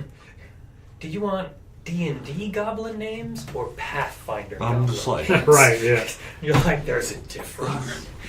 Hit me up, fan. Yeah. The Pathfinder watermelon-headed goblins. Yeah, because I was using it for recently for like a tabaxi, Mm-hmm. and I was like, It's really useful. yeah. And I was just like, and like, it's not like the person gets away with like tweaking some stuff. Like, no, the conventions they're there. But like, someone's putting Really time good and effort. work. Yeah. Yeah. Serious work. So, you were asking about the blade track right there. That's for experience. Your experience points, right? So, if you make a desperate action roll, you will mark 1 XP in the attribute for the action you rolled, which will be like, insight, prowess, resolve, right? And then you have a specific. You can see at the bottom where it says XP. There's something specific to your playbook, right? For like the slide, every time you roll a desperate action, mark XP in that action's attribute. So they would double up on desperate actions, right? And basically, if you triggered those things, as it says, you either mark 1 XP or 2 XP if it happened a lot of times. Okay. And once you fill up an XP track, like if you filled up all the blades on Playbook, you could pick another special ability. If you filled up all the blades on Insight, you could put another dot into one of those rows on Insight. Does that make sense? Kind of. If you do a desperate action roll, you mark 1 XP, mark one of the blades, or if you do any of these XP triggers there in the near the bottom, Those depending on if they do playbook. that. If you do that once or a handful of times or quite a lot during the session, you'll mark 1 or 2 XP on the track of your of the relevant track, right? Okay. Now those ones at the bottom, right? Good. Like at the end of each session for each item below those, you can put those in any track you want. Oh. But there's some specific ones, like to your playbook and also the desperate action roll ones. The XP goes in the attribute or the action that you used, right? Sure. But that I wouldn't worry too much about that right now. But that's what those sections are for. Okay. And that's it. That's the whole thing. Thank you for playing. Game set. The end. Change games. 30 love. Okay. So, what I need to know now are names, aliases, if you're using them, your heritage, your playbook type, right? What role you serve in this kind of group. And then from there we can start the game. Okay. So let's start with Steven. Your character's name. Alexi. Alexei. EI. Okay. Volkic. VULKIC. Okay. Alias Spinner. Spinner. Are you dude or babe? Dude. Okay. Spinner. He's the dude. He's Not the dude. no. Taika Rossi, right? No, Mhm. Jeff Bridges. And you're Where's my a mind? spider. Jeff Bridges too. Every time I Duh. think about it. Literally a spider. Man spider. Just a drider. No, Yeah, the spider. There's Patches fifth. Just and a regular spider. Robert. I have problems getting out I of am bed. Carry him around in a Scarlet jar. Blackblade, alias Wanderer. Scarlet Yes, with go 2 T's or my 1? minions. 1. Okay, and then Black Blade spell that sounds. Yeah.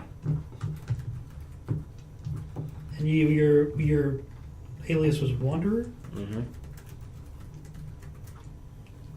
And I'm assuming female. Mm-hmm. What's your heritage?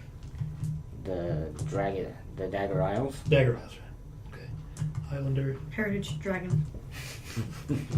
And you are a So, dragon. whisper. Yes. Right. A spider and a dragon. It's a great team. Okay, Nick. Sure.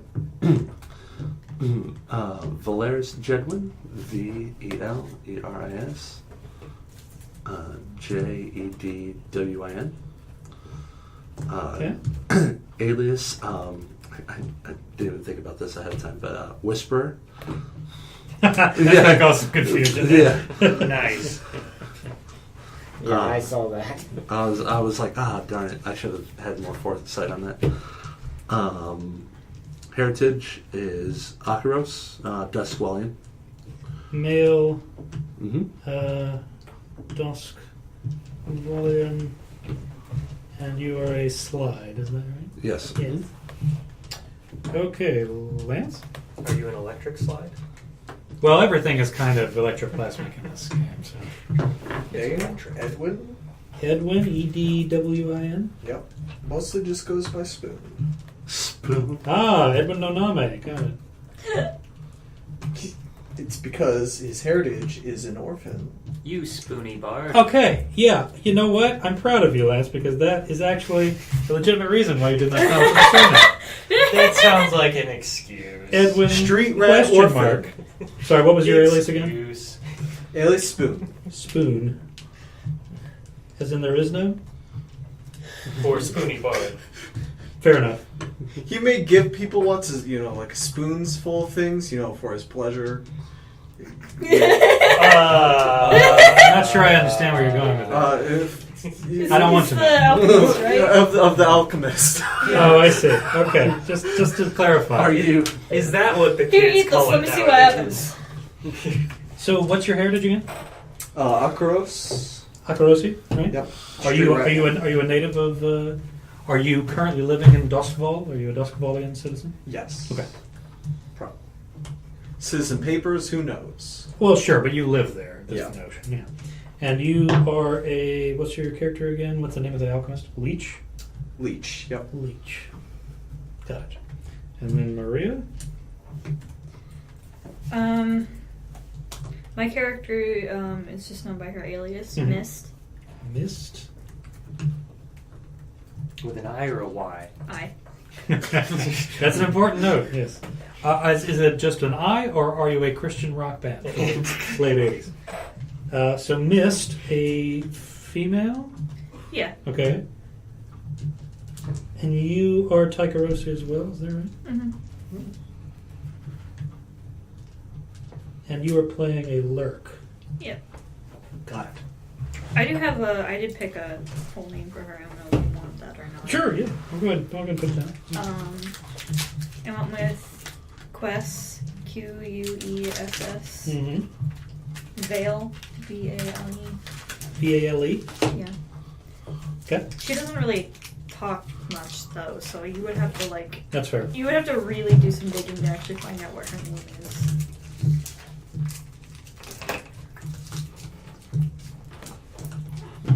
Okay. Yeah. This is just kind of what everybody calls her because they needed something to call her. Sure. Yes. Yeah. I get tired of you disappear hating you. into the. Yeah. So they thought, well, why not? Okay, so It's also a pun. first, what I need to know. Missed you. Yeah. Yeah. Yeah. Next time I won't miss. No. Sorry, I won't Jordan allow is that. not I'm here sorry. I'm sorry. to appreciate. So what I need to know is, currently you are all in the city of Duskval for your own sort of various reasons. Some of you are natives, or you're currently living there, and others are from, or your heritage is from foreign lands, but you may be living in Duskval as well. What I need to know is, why are you here? And whether or not you know each other already, which is completely optional. So, Alexi is here because he's kind of bored nobility. He has come seeking anything more interesting than just sitting, waiting in line for either a throne or to take over the family business, whatever it may be. I like the idea that he knows everybody else, but they don't know him yet. Sure. And he's about to bring them all together, as the spider would. Makes sense. Get caught in the web. What's your weird feature, by the way, your Taikarosi feature? Black veins and literal black blood as well. Aha. Black blood. Good. Gross. Yeah. It's from the water. You just drank too much. Dude, you should see a physician. No, I'm fine. The interesting is about the water, the void sea as they call it now, is that after the cataclysm, the water turned black like ink, and then there were signs like the deep below the ocean. You can see it that there are like other constellations and stuff down there. Oh, yes. So when you go out and sail out into the ocean, into the void sea, right? You've got, especially because the sun has been shattered, right? You've got blackness above with stars, and then blackness below with stars, and it's really disorienting and uncomfortable for people. Like only some hardy people decide to actually continue to do sailing and fishing and whaling and that sort of thing, or Leviathan hunting. Sure. Yeah.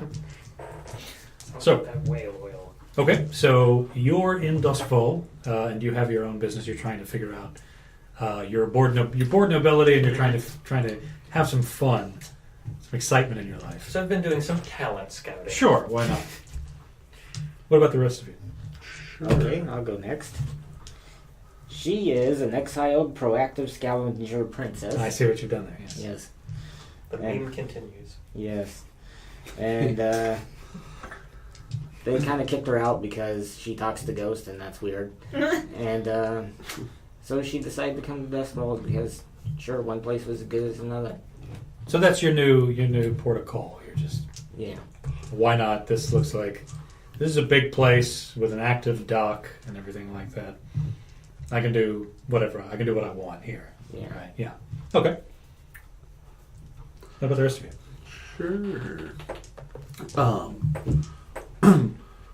Valeris being a native, he's by trade a info broker of sorts. So Yeah. again, also running with the motif of knows bits and pieces of information of said people around here. Heard of them or Yes. heard, Yeah. Or dealt with. Or yeah, just like he is not necessarily out of the public eye. And actually, quite the contrary, he deals with people openly all the time. Also hired as as an occasional like diplomat or mediator of sorts. So he's very very public eye, and he is mostly just around.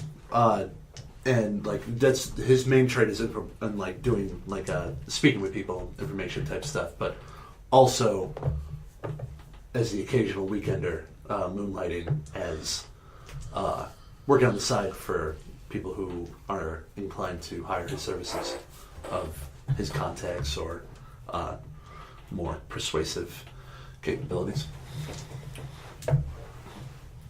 Okay. I forget, were we doing physical appearances or not so much? Oh, we can do that in play. Okay, I just that's wanted fair. to know why you were. Okay, cool. why Yeah, you were- I just wanted to make sure I answered all your questions. Sure. Yeah. So, Miss, I picture is kind of a capricious drifter. Like, she just kind of Goes came here wherever 'cause- the mist takes her. Yeah, just it goes along with her thrill of the highest thing. She just likes Sure. Powered going, by whim. Yeah, just likes going to new places and learning secrets, stealing things. Well, Duskfall is an expansive and complex city that sort of stretches over several kind of islands and also the sort of firmer part of the land of Akarosi itself, or Akaros, I should say. So, like, there's no limit to the kinds of things, the kind of shenanigans you can get up to in Duskfall. Yeah, she just kind of apparently just got bored, and Tycheros hopped on a boat, came here, and is now wreaking havoc on the city. She'll work for pretty much anybody because she just likes doing it because she thinks it's fun. Sure. Doesn't really have any loyalties or anything. Well, that's good. That's something that you need to know as a future employer. Yeah. It's all Lance? about the money. I'm probably just around town. This is home, so. What do you do? What's your? So What's I your got day? trade is brewing, actual like kind of like swill level beer. Cheap, disposable, like gets the sailors drunk beer. Okay, cool. So you have got do you have a shop or a cart or something? I think I work for someone who does. I'm more of like the helper, and then I've been experimenting on the side. You're an apprentice brewer for an established brewing company, but you also are trying to make your own special Do a recipe. little homebrew. Yeah. Okay. Makes sense. Looking for new subjects. Fair enough. Okay, so Oh, I forgot my Pekarosi feature. yeah, what is that, by the way? I ended up going with, she has foggy silver eyes, so you know how tieflings, their eyes are one solid color? Sure, yeah. It's like that, but there's almost a misty quality to them. You look in it and you can see the color kind of moving, Oh, Okay. yeah. Diffusing. sort of, yeah. Oh, that's really cool. All right. Okay, so the lot of you are in Duskval, or called Duskwall by in current sort of Akarosian slang. They just call it Duskwall. The original form, the name of the city was Duskval. Back in the imperial kind of nautical days, they called it North Hook. Depending on the citizen's background or preference, they'll just call the city whatever they want. Scoundrels often call the shadowy corners of the city the Dusk, accordingly. So you're in this this densely packed city, surrounded by a ring of these immense lightning towers that are creating this sort of electroplasmic barrier, protecting everyone from the murderous ghosts of the blighted deadlands caused by the Great Cataclysm. And Duskville is the kind of city that every square foot is covered in some kind of construction.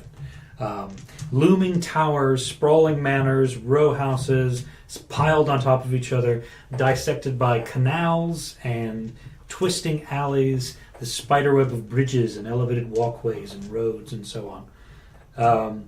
And it is a place of great wealth and also great poverty. It's a mix of a lot of different cultures and traditions, and you can find just about anything you need there, provided you go to the right place. Right. So think of it as, there's obviously a strong comparison to sort of the height of Victorian era London, right? Where you've got, people living in quite a lot of comfort, and people who are living in abject poverty as well. Everyone has rickets. Now the That's thing my is, because of the cataclysm and the fact that it's basically it's either dusk or completely night all the time, because of the old problem of the sun shattering, right? There is using the electroplasm and stuff. They have set up these sort of massive generators that are working around the clock to power not only the lightning barriers, but also the thousands of lights illuminating the public streets and thoroughfares. Right. So it's not like you're sort of wandering around in the complete darkness. Those lights are going on all the time. And generally when it's the early hour of the day, it's kind of it's not exactly light.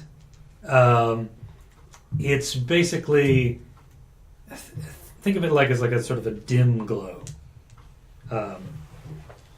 Because the sun's still kind of burning weakly at dawn and twilight, so it's sort of between those hours, a couple of embers in a dying fire, just a very little glow. You're still going to need those lights and lanterns. In fact, a small hand lantern is basically something that everybody carries at the time because it's so damn dark. They got to go about their business. But the difference is, those electroplasmic stuff, rich people have them in their homes, and they can just turn them on and off, and they work exactly like sort of modern day electricity. But the poorer people, they're using oil lanterns and candles and stuff like that because they can't afford the exorbitant cost of electroplasmic lighting. Right. So that gives you an idea of the kind of city that you're working with. So, Spinner, you are where are you right now? It is midday. It is a brisk dark outside. So currently at the pit in Crow's Foot. Okay. I had recently sent out, be it letter or envoy, to encounter these 4 individuals and deliver a letter stating roughly a desire to work with them in an upcoming job that should be both fun and worthwhile. And that they should meet at the pit in Crow's Foot at about noon today. Okay. Okay, show of hands, who here is literate? Well, Yeah. literacy, like in Victorian London, is I not think about that. guaranteed. Yeah. No, you're. Hence why envoys were useful. I also figured like sending you a letter wouldn't work because where do you Yeah, I live? don't have an address. Now, as an information broker, I imagine You're probably. Whisper is probably literate, Oh, yeah. I would guess from me, most definitely. but Mist wouldn't necessarily be, Yeah. nor would even Spoon necessarily be. I'm gonna say she's literate. Just, like, she's not just a thief, she can also be like a spy and information gatherer. Okay. Needs to be a little. I think I have like the level of like reading notes, and I can read. Writing is a lot more difficult. Like full writing as opposed to Yeah. like recipes and notes and alchemical stuff. Yeah. You're an ex-princess, right? So you're probably literate. Oh yeah. There was some kind of like Eruvian tutor came to the Dagger Isles, and, you know, Oh, yeah. captured no, by the kingdom and then forced to tutor the daughters of the great, you know, pirate captain or what have you. It's going very classic lit. Makes sense. Yeah. So now, so you're in the pit right now. Corrective salvage. The place That's right. is it's a relatively it's an expansive floor, essentially the basement area of an abandoned warehouse that has since been cleared out, and the original concrete floor has been, or the original stone floor has been layered over with about a couple of inches of sand that they've harvested from the sort of the coastal areas to create a kind of a makeshift padding for these brutal fights. So you're there in the pit. You are observing these 2 sweaty, desperate men throwing punches. You can see their tendons tightening. You can see that some of them are basically splattered Pollock style with bruises and mats of blood.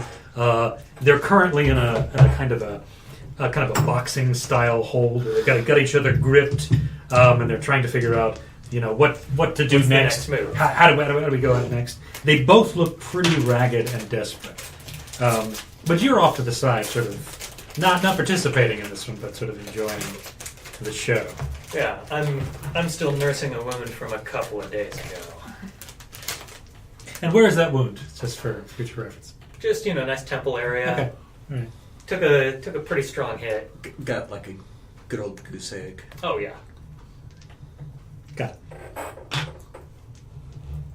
Okay, so how many envoys did you send? So Just the one to letter- go everywhere, or several? Several I would have done.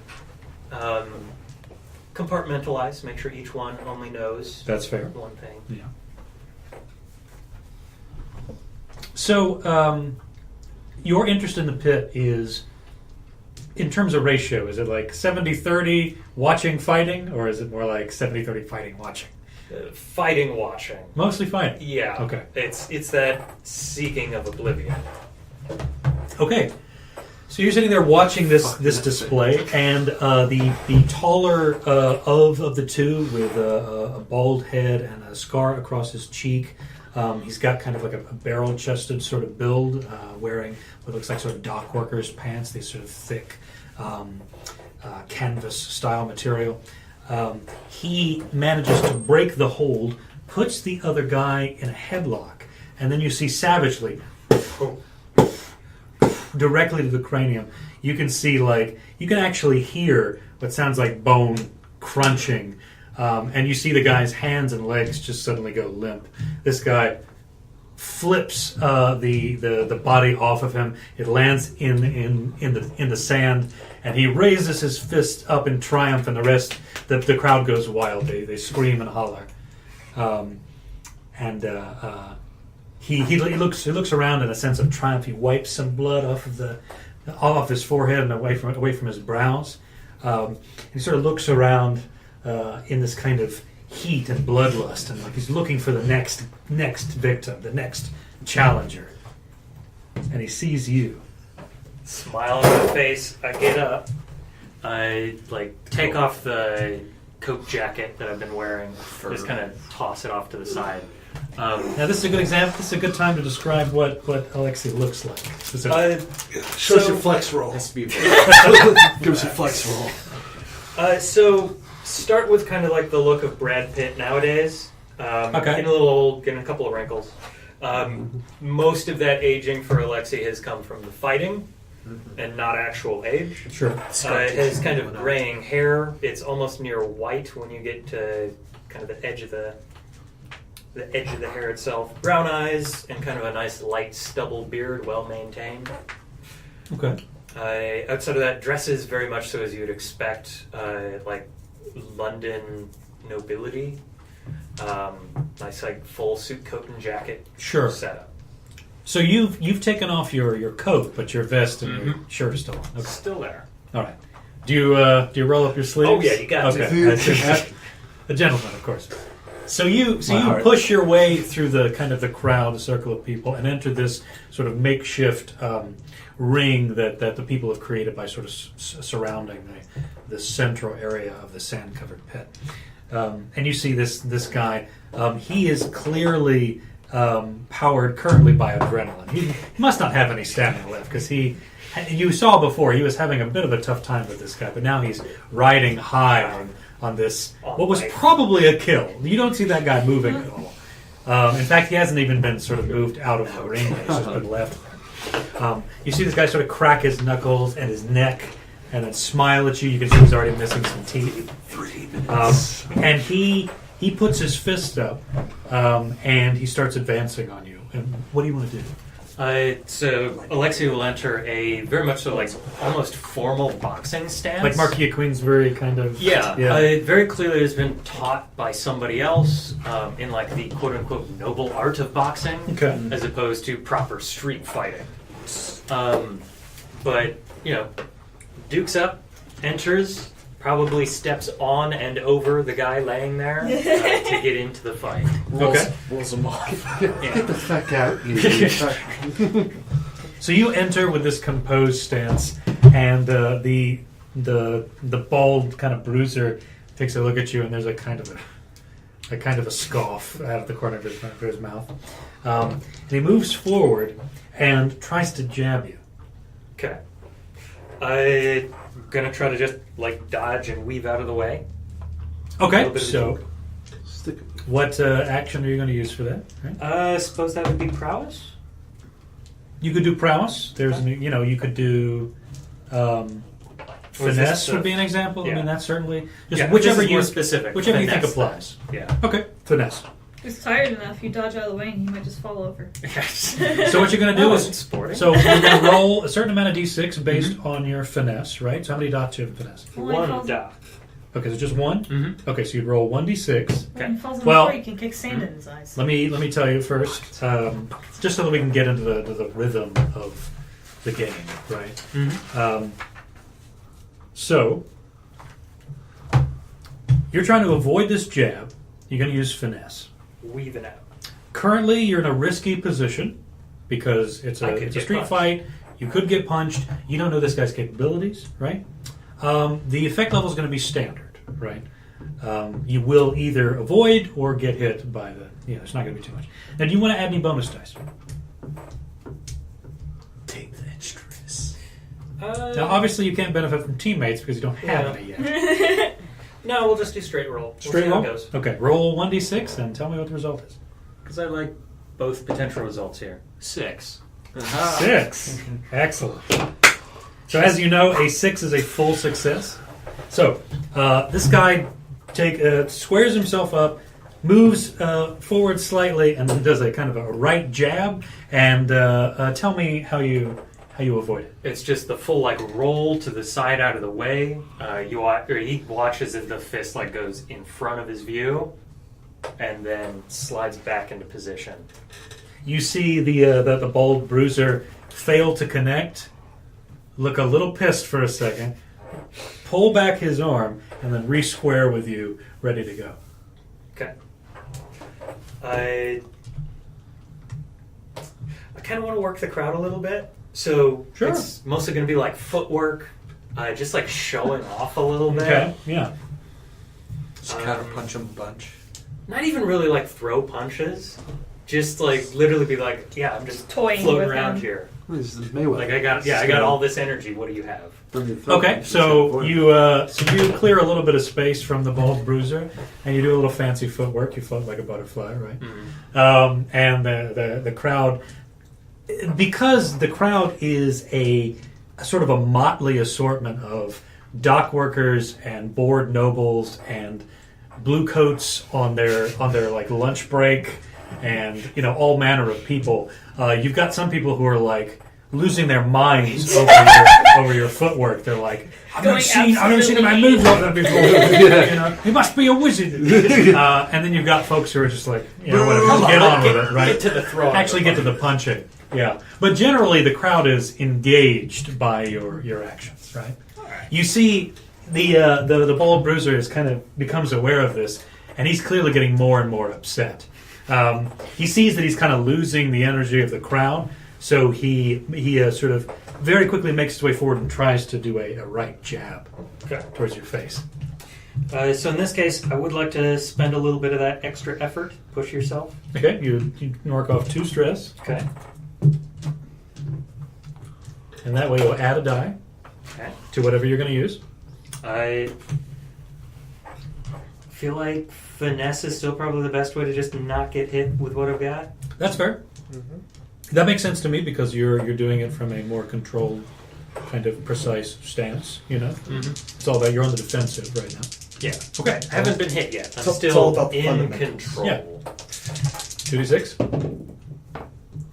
5 and a 6. 5 and a 6. Okay, 6 is a full success. Another just juke out of the way. Okay, so you effortlessly out of the way. With this one, again, throws another punch.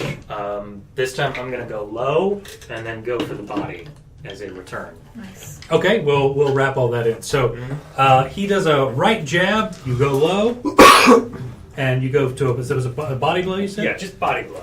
So you feel the kind of wet, leathery kind of against this guy's midsection. You see him kind of react and crunch a little bit, mostly out of surprise rather than a lot of damage. And he sort of backs up a little bit, and then he slaps his gut, and then gets his fighting arms back up, and begins sort of slowly kind of circling you with sort of a strong foot sort of based stance. He's fighting like a classic sort of the tie between a boxer and a bar brawler, essentially. Okay. Yeah. So like, there's clearly some training there, but there's also a ton of experience. Yes, it looks like mostly experience rather than training. And he's not a footwork guy. He's just sort of he's all upper body stuff, right? Yeah. Constantly skips leg day. Why would you do that? Okay, I'm going to do something a little weird. Sounds great. Yeah, I'm basically going to be just like shouting and yelling at him to just hit me. So trying to do command, hit me. Yeah, trying to do command to literally just like get him to hit me. Okay. Yeah. All right. So Because he's backed off a little bit, okay. and I kind of want to show off. So you will. So this is still a risky position, right? I think command makes sense here because I'm just trying to get him to do it without really thinking about it. Actually, Sun Tzu has something to say about that. Yeah. Actually, this is going to be a controlled position. You're exploiting a dominant advantage Okay. because you've already dodged 2 of his blows. You've psyched the crowd up. You're already you've already got an advantage over this guy in terms of like he's clearly losing the momentum of the moment. So that's going to be controlled. Okay. And then the effect we'll say is standard. You're not looking to like make him like rip his own face off or whatever and use it to rip his own arm off and beat you to death with it. It's a standard effect. Okay. So roll your dice. Command. 1 and a 6. Well, So, the highest result, 6. When right? you're hot, you're hot. Very good. GG. So, you tell me how you do it. How prologue. exactly do you command this gentleman? So it's the kind of dancing around a little bit and be like, come on, hit me, and then literally just like tapping a shoulder, tapping a part of the body, be like right here, trying to get him to hit like a spot where I know I can take a hit, but trying to force his hand to do there. Okay. Like trying to make him call the punch. So he sees you do that. You see his eyes like almost mist up with blood, and he rears back and basically charges at you, and goes for a hit directly in the sort of the left pectoral, right where you were sort of gesturing for. I'll just take the hit. You just take the hit? Yeah. Okay. So he successfully punches you right there. You can feel the sort of the heat and the pain of a successful blow. You're going to take, let's see, not stress. You're going to take 1 harm. You're going to take a level 1 harm. Okay. Bruised. We'll say that. You're gonna get beaten up before we even go on our job. Yep. I mean, the alternate for this, well, depending on how it ends up, is the getting hucked out of the arena and everybody's just standing around like, oh, you're the guy we work for. Okay. So he connects with this punch. How do you react? Do you... I mean, he sounds try to- pretty big, so He's a big guy. It's definitely like the try to hold your ground, but with the sand, it's a hit and a little like grind. A little bit of grinding backwards, yeah. Probably a good like foot or two since he charged into this. Yeah. And after taking the hit, then just like swinging for the face. Okay. So that would be probably skirmish or finesse if you're doing it more. Finesse is all I've got. Okay. We're gonna pop another 2 stress as well. Okay. To push myself to try to make this go. Another 6. Damn. Nice. 3. So you Best prologue. so you move forward. How do you attack? What kind of punch is this? So I'm literally using like part of the force that he bumped into the left side of me to kind of like reorient back? that momentum Okay. to then swing with a like strong right. So he overcommits. And then, Yeah. yeah. And So with that, he's off balance, and I can land a solid. this guy charges at you right there in the left pectoral. You slide back. You can see sand spraying up. There's a roar from the crowd, and you can see out of the corner of your eye as you're sort of reacting to this punch that this guy thinks he's got this in the bag. And just it's almost in slow motion as he is recovering and trying to get his footing back. It's the down, up a little bit, and then just right The across haymaker the through the cheek. sand. Yeah. You see this thing connect. You see the color of his face instantly go white. His whole day is ruined. His life is like souring before his eyes. There's a massive connection, and then you see this guy spin around and then fall face down into the dust. The sand, I should say. Do the like brush off shoulders, look around. The place is completely silent. I'll do the like, excuse me, make my way back over and pick up my coat, and just like fluff that out and put it back on. They're all still kind of like they're watching you.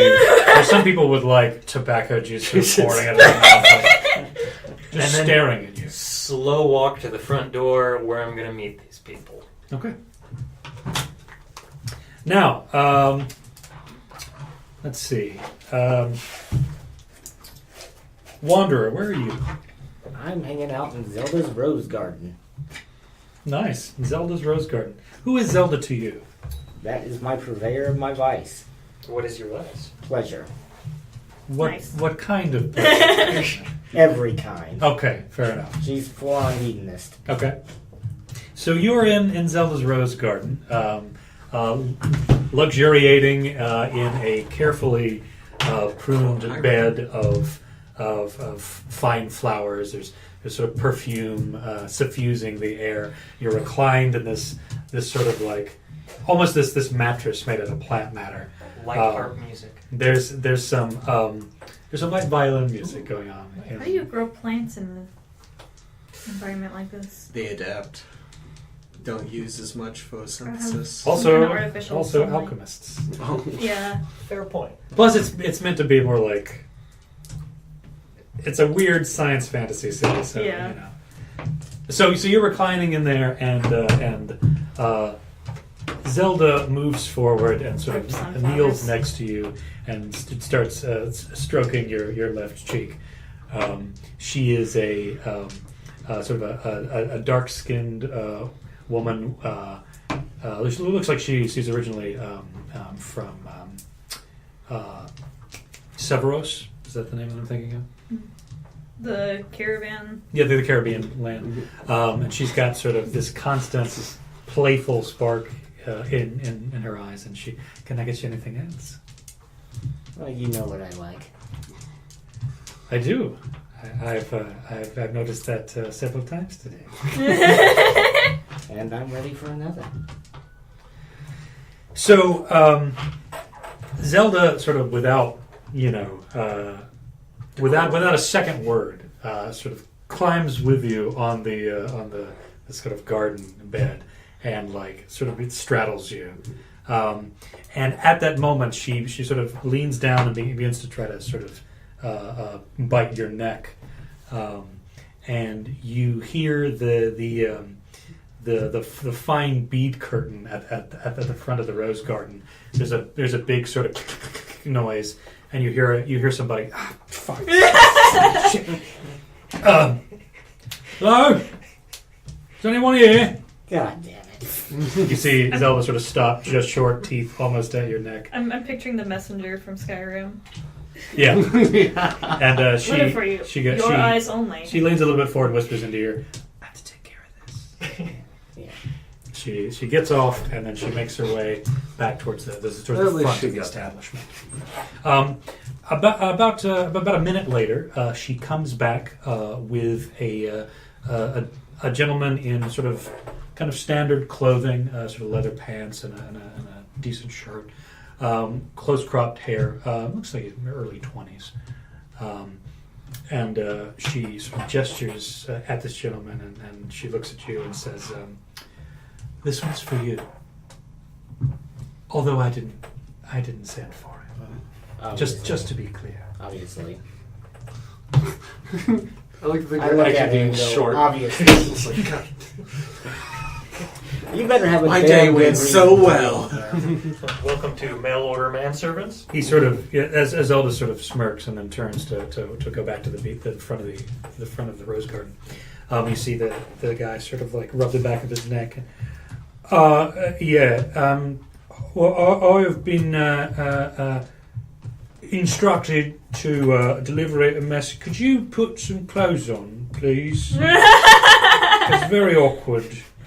They're over there, and I do not feel like getting up right now. All right. Just sort of shuffles over, Someone and go get grabs a the clothes without looking at you and the clothes, and just sort of puts them at the foot of this plant bed. Like, oh, that's that one's for free. So my employer wants to have a meeting with you to discuss the possibility of future business. Really? Yes. Perhaps you've heard of Spinner. Can't say that I have. Oh, well. He has heard of you. Well, that makes things a little difficult because I'm not supposed to say much about him. Oh, shit. I'm not supposed to say much about them. And also, well, he knows you. But he told me that he's got a certain, let's say, adventure lined up that you might be interested in. That will be worth your time and also, well, I believe you said fun. I get up, kind of throw my clothes over my shoulder, stroke his cheek, Oh, okay, it's and very say, close. and get real close to him and whisper in his ear, "Have one on my tab." Oh, okay. One what? Do you want to know where to meet, or you're just gonna leave? Or okay. I really wish you'd put the clothes on before you got them. You're gonna want, and he sort of calls after you the location to meet Spinner as you saunter out. The pit near Crossroads. So, Whisper, where are you currently? What a fun motif. On the opposite side of town, we are at the Seamstress Guild, which is headed by my character's vice of choice, the mistress of the house, Neerix, who is also the entrepreneur of the establishment. So, Okay. But Now, when you also, say across town, do you mean Silk Shore or Charter Hall? what's the classiest part of town? Well, Silk Shore is like a red lamp district, Oh, okay. but if it's- Charter Hall is the area where you get the civic offices of the government. There's a Charter Hall University is there, okay, no, that's but what you was can the also first- go in a different direction. That's fine. No. What was the first place we're at? We were talking about? The pit. That No. The area. You said there were two types of areas. Well, I think the most ideal place, if it's this place, I understand is Yeah. is No, that it's really about- classy. Oh yeah, more or less. Then you're in Brightstone, home Okay. to many of the wealthiest and most influential citizens of Duskwell. Sure. Cool. And since we already had a fun scene, I'll keep it short. So after concluding my business and getting dressed, moving towards actually Neerix's office. To me, she is both my purveyor and also my my positive contact. Okay. Yeah. Like, and so, essentially, yeah. After concluding business with her, and I go and I just like knock on her door and like kind of peek my head inside and like, hey, busy? You see her. We're close. We're intimate. So Sure, if that gives yeah. any- What does Nerix look like? Sure. So you have a gentleman who is very early 30s, very well groomed, very nice clothing, more chic, and in darker colors. At this moment, it's just like he's still buttoning up his shirt, and it's just generally like well taken care of. Pretty slim build. Nothing muscular about him. Just Sure, very, yeah. but it seems like he takes care of himself In shape, physically. yeah. Probably a step below that. So Okay. and black hair, well groomed. So Yeah. Okay, so you see Nerix sees you, so poke your head through the door, I like throw a roguish mic. and he said, "I always have time for you, love." Yay! Excellent. I'm glad to hear. I swear your girls get better every time I come here. Well, someone has to show them the ropes, and I've had a little time to myself lately. I'm going to wind back a little bit now that I understand where you're getting at. It is a female, so. Oh, I'm sorry. No problem. NYRYX.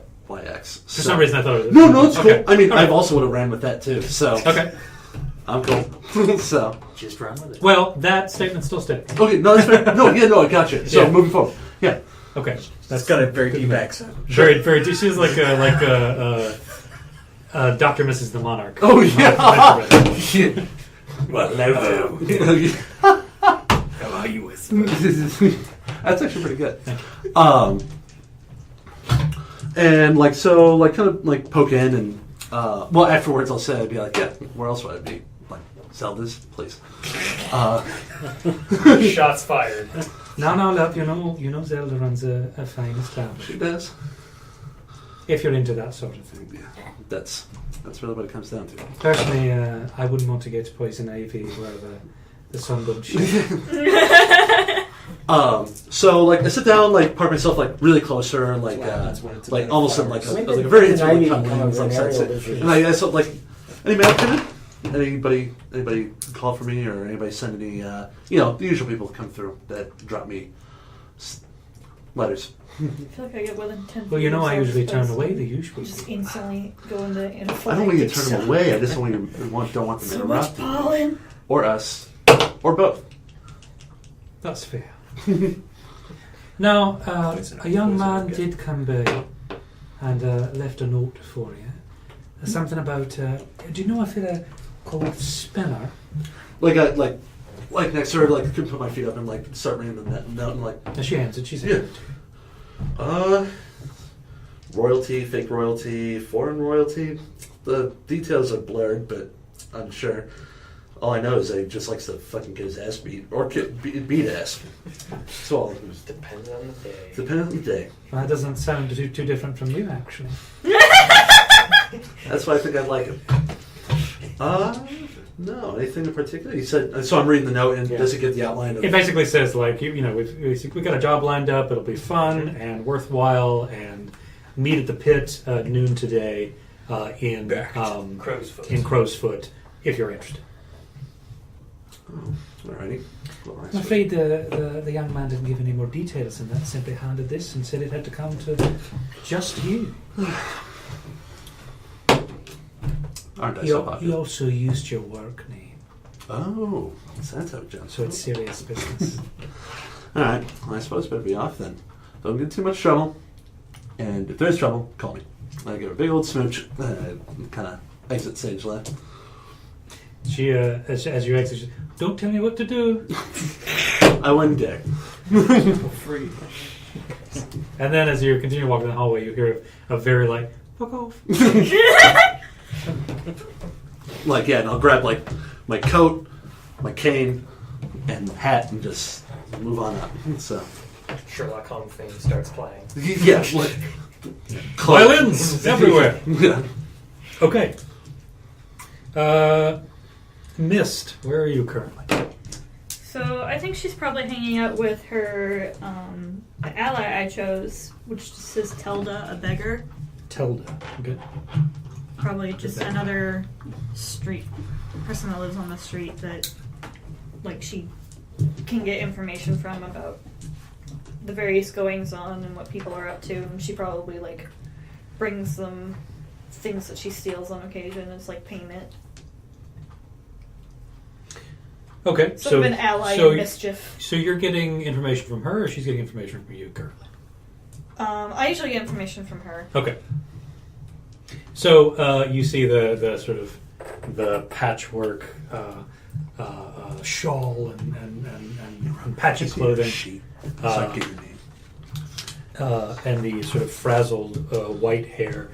She approaches you with her trademark terrible posture, and says, "Miss dear, what can I do for you?" Got anything new for me today? Oh, I always have something new for you. What is your into? Do you want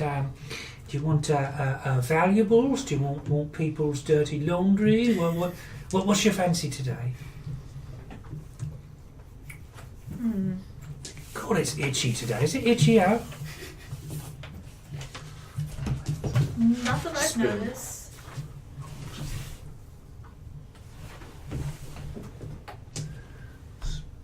Yeah, spin. And that's it.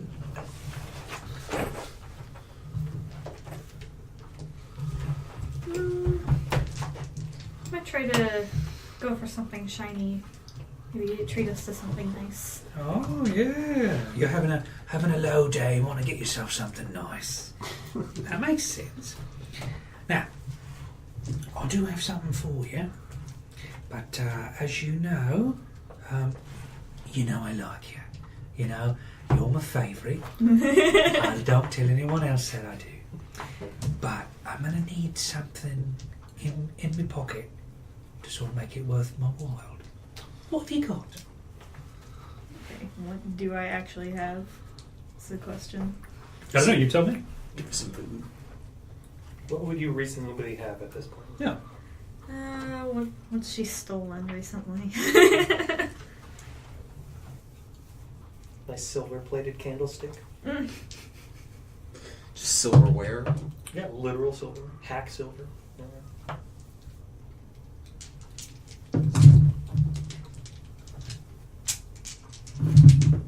I want to say she's gotten a bracelet from somebody.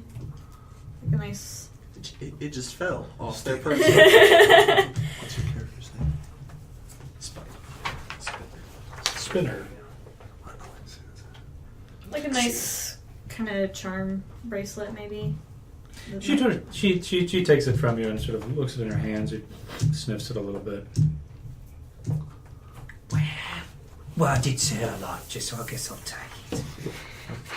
I'll get you something better this time. You say that a lot, love.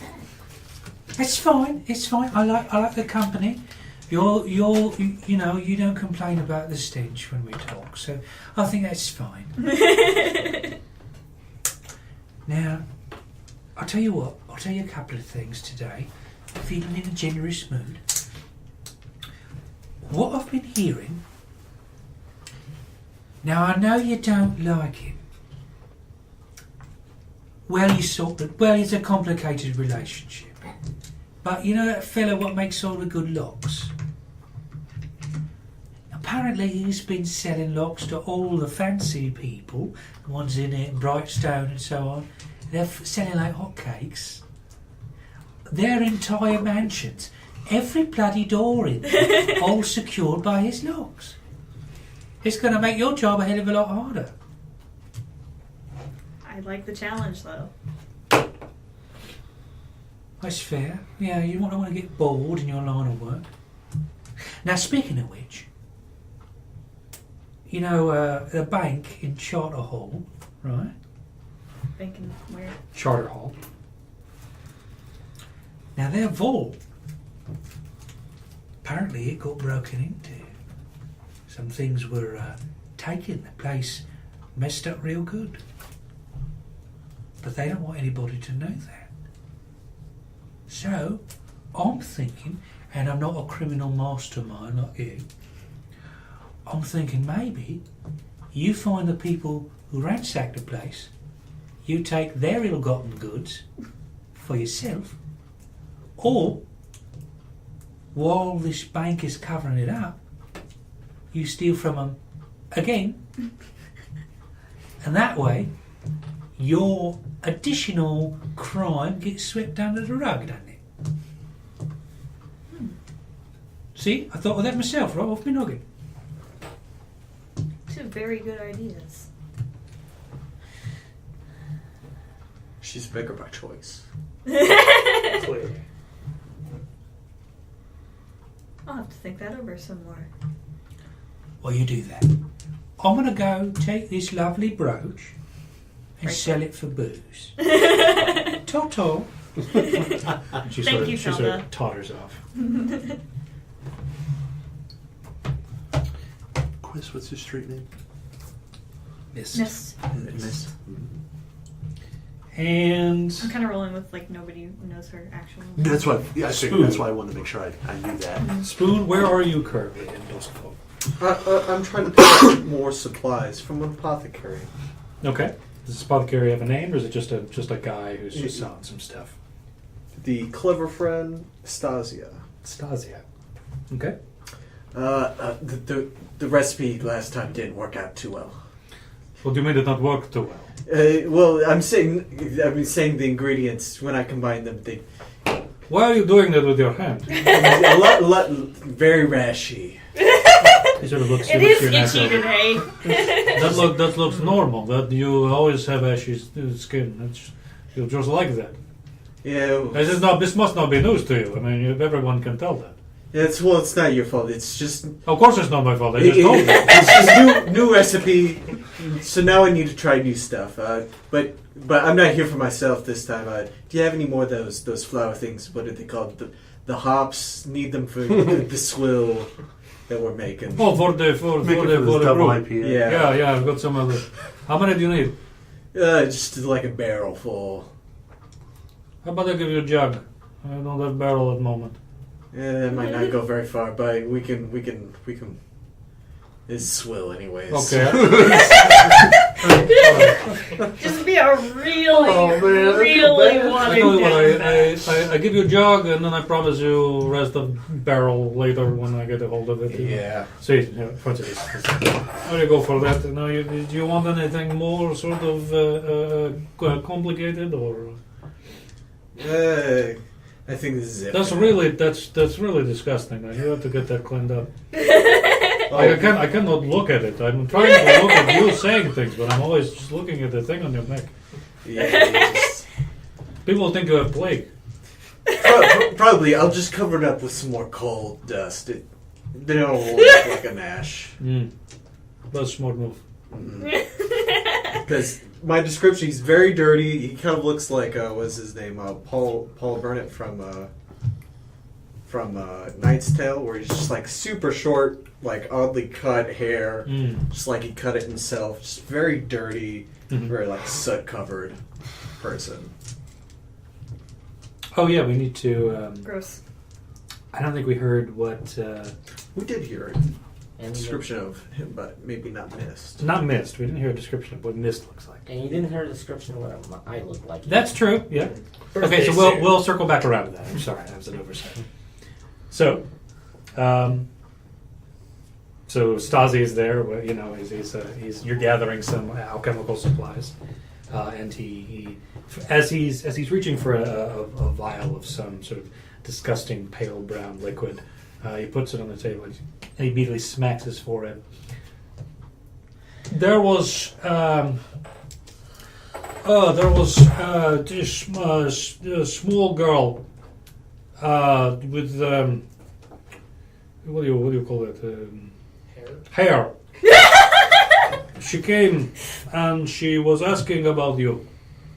I don't know why, because I don't, I'm not your keeper. Did she also have a rash? Not that I could see. Okay, and she wanted. Oh, well, she wanted you. Well, not in that way. She wanted. I understand. She wanted. She said something about there was. But like ointments a or person. No, will you let me finish? She said there was a person that wanted to see you for a job. There, Okay. I'm sorry, I lost my temper again. It's okay. He's actually very nice man. Something about a job, very fun, excitement, danger. I think they said something about eroticism. I wasn't sure. Okay. This young girl had a very expensive vocabulary. So. We're playing a game of telephone with your letters. Beautiful. And where's this job? Or should I just find this girl again? I don't think you'll find girl again. Plus, with you looking the way you are, perhaps finding young girls is not the best thing you could do at any time. Look, I kept the note. I have it here somewhere. Oh, okay. Let me just. That'd probably help. Ledger. No. Okay. That's used tissue. Okay. Let me find again. There.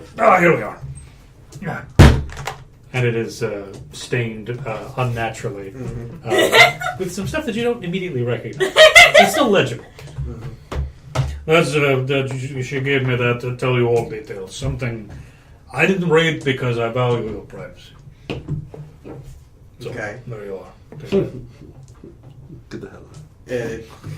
Probably the most thing I can get out is like the place. I'm like, okay, place, yep. Good enough. I don't think I technically got an invitation. No, you didn't. No, but you'll get it soon. Okay. So I guess I'm going to the pit. The what? Isn't it the pit? The fight. Right. I don't know. I'll see you. What the hell are you talking? That's all I could read is the pit. So Sure, I don't read it. Like I tell you, I value your privacy. What a nice man. well, thanks for the hops. Wonder if Yeah, you'll come back later. I have rested. Okay, yeah. Wonder if it's You your just don't wrist have that it all told us in. buying. Yep. Are you sure you don't want coal dust for the road, perhaps? Because Well, just maybe the like, neck wound is just like- very. Well, I'm not going. Look, I will give you a small bowl. I will not touch you. yeah, probably not good. It's probably still a little wet, you know. It is very wet. It's uncomfortably wet.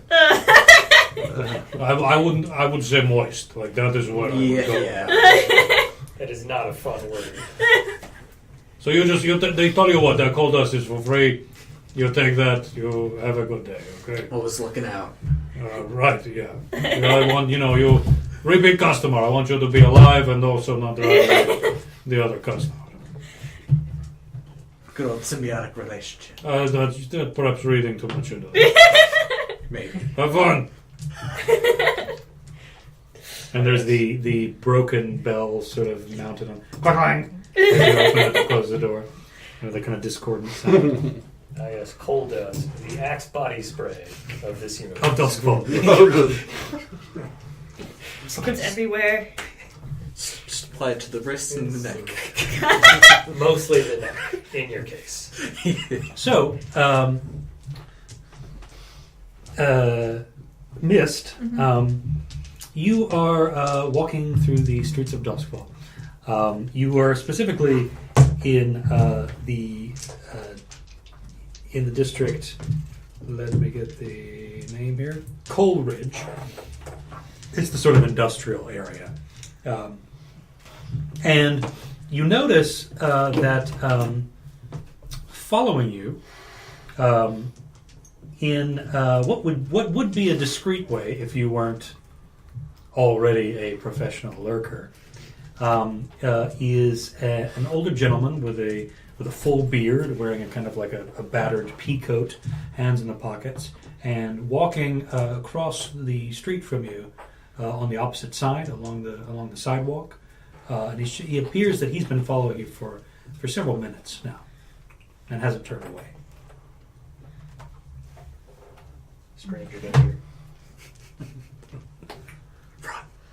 Just You have a gun, shoot him. that's a little excessive. I don't think she has a gun. Yeah, I don't get that option. Or yeah, I do. It's on your right side. Pistol and a second pistol. She probably doesn't work with guns. It's too noisy. She just throws it instead. This is my throwing pistol. Specifically weighted boomerang. There's that part in Saving Private Ryan. no, not even that. It's I was thinking of Harvey Birdman, where they play that clip from like the Johnny Quest style show, and the lizard men are shooting, and then my goes, it's like, why did you do that? We had more ammo. It just felt right. I need to rewatch that. It's so good. I think they're coming out with another season. They are. Okay, cool. Stay tuned. So this gentleman is following you. He's got a kind of a rough appearance. He looks like maybe a dock worker, but he's a little on the older side, probably in his mid-40s. Okay. I think I'm going to try to lose him. Okay. So, this is a risky position, and it's going to be a standard effect. And so, what are you going to use to try to lose him?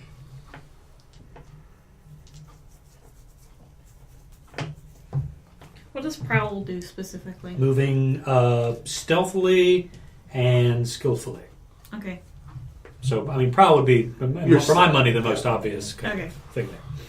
Yeah, so probably use Prowl to try to slip through some alleyways. And, Sure. Yeah. Try to snake your way and sort of lose him in some alleyways. Got it. Okay. Walker So- did this once. Killed 75 people. Wasn't it 90 people? You know what? I think it was Yeah. close to that. So roll your 90 whole your hit prowl, point people. right? So how many dots do you have in prowl? 2. So you roll 2d6. With 3 bullets. I got 2 2s. Okay, so your highest result is 2. Yeah. Okay. In that case, so you make your way through some alleys. You're past the your feet are clapping on cobblestone. You round one of the electroplasmic lights and duck into a sort of a narrower alley, and you see that the as you look back, the gentleman who was following you is gone. You look forward, and he's standing there at the end of the alley. Damn, And he's he's still got his good. hands in his pockets. He's real good. My God, he's plotting good. He begins to very slowly and cautiously approach you. Okay. He takes out his hands from his pockets. Okay. Do you do anything? No. He's barehanded, Okay. and you can see him approaching. Miss, I understand if you're a little wary, but I've got a message for you. I know this is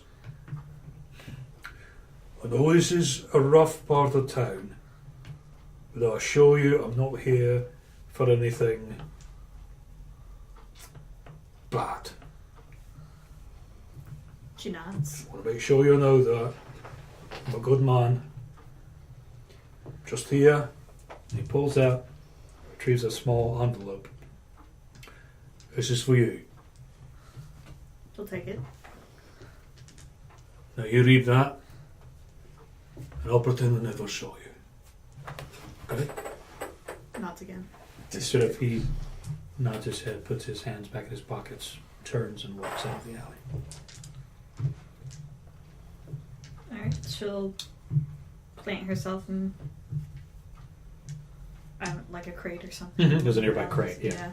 And pop open the letter. You see it's from a fellow named Spinner. You recognize it to be that seems like a trade name, sort of an alias. Yeah. And recommending to you that a woman of your particular talents might find a very engaging and worthwhile venture in a job that he has got coming up that includes some market risk taking. And to meet this gentleman at the pit, which is in Crowsfoot at noon today. She's probably heard of you before. Everybody That's a has. first. Yeah, 'cause everybody in this town knows of you. Tell you what. Do you use roll, Spinner as your boxing name? No. roll No. 1d6. Call you out, yeah. We're gonna do that's a fortune roll. I got a 1. You got a 1. Okay, so you don't know it. Okay. Good use of fortune. That's nice. That's cool. Okay. I'll start walking to the pit. Okay, heading straight there. Mhm. Now, Wanderer, I presume by this point you're dressed. Yeah. He's still walking through town like That's how you get the blue coats after you. Yeah. just pelvic not thrusting and close. like. Now, you said that Zelda's Rose Garden was in Crowsfoot. Is that right? Okay. So you're making your way through Crowsfoot, and you're passing by sort of what is traditionally kind of a merchant neighborhood. You see a couple of shops, a haberdasher here, a tailor there. There's a couple of fruit carts and vegetable carts out on the side. And you see that in front of a nearby store, two of the blue coats, the city guard, cruel, corrupt policemen, they are harassing some pretty thin, short gentleman in a sort of like a leather apron, and it looks like they're actively like sort of pushing and abusing him, and talking about their cut.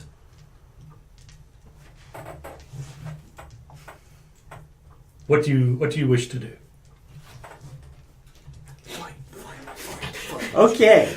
Come on. I really wanna How many make of us can things show up battered and bruised before the job even make things starts? interesting. Everyone. So I'm going to use my compel special ability. Okay. You can attune to the ghost field to force a nearby ghost to appear and obey a command you give it. Oh my god. Okay. So do I have to roll in a attune? For the special ability, in that case, I would roll a tune. Yeah. I don't think it's strictly necessary, but let's roll a tune. There you 6. go. 6. Okay, perfect. Hell. So, are you? So the ability, does that call for like a specific ghost, or are you just like ghost, come and do the thing I say? It just says a nearby ghost. Okay. The ghost field. Just whoever's hanging out nearby. Hey, you. And I'm not supernaturally terrified of the ghost that I summon or compel. Sure, that's fair. But anybody else, maybe. So you reach your mind and spirit out and begin to open. You make contact with the ghost field. Is that right? Yeah. Was it ghost field? Ghost field. You merge with the ghost field, and then beside the two blue coats and the man in the leather apron, this figure of this spectral figure of a 6 foot tall,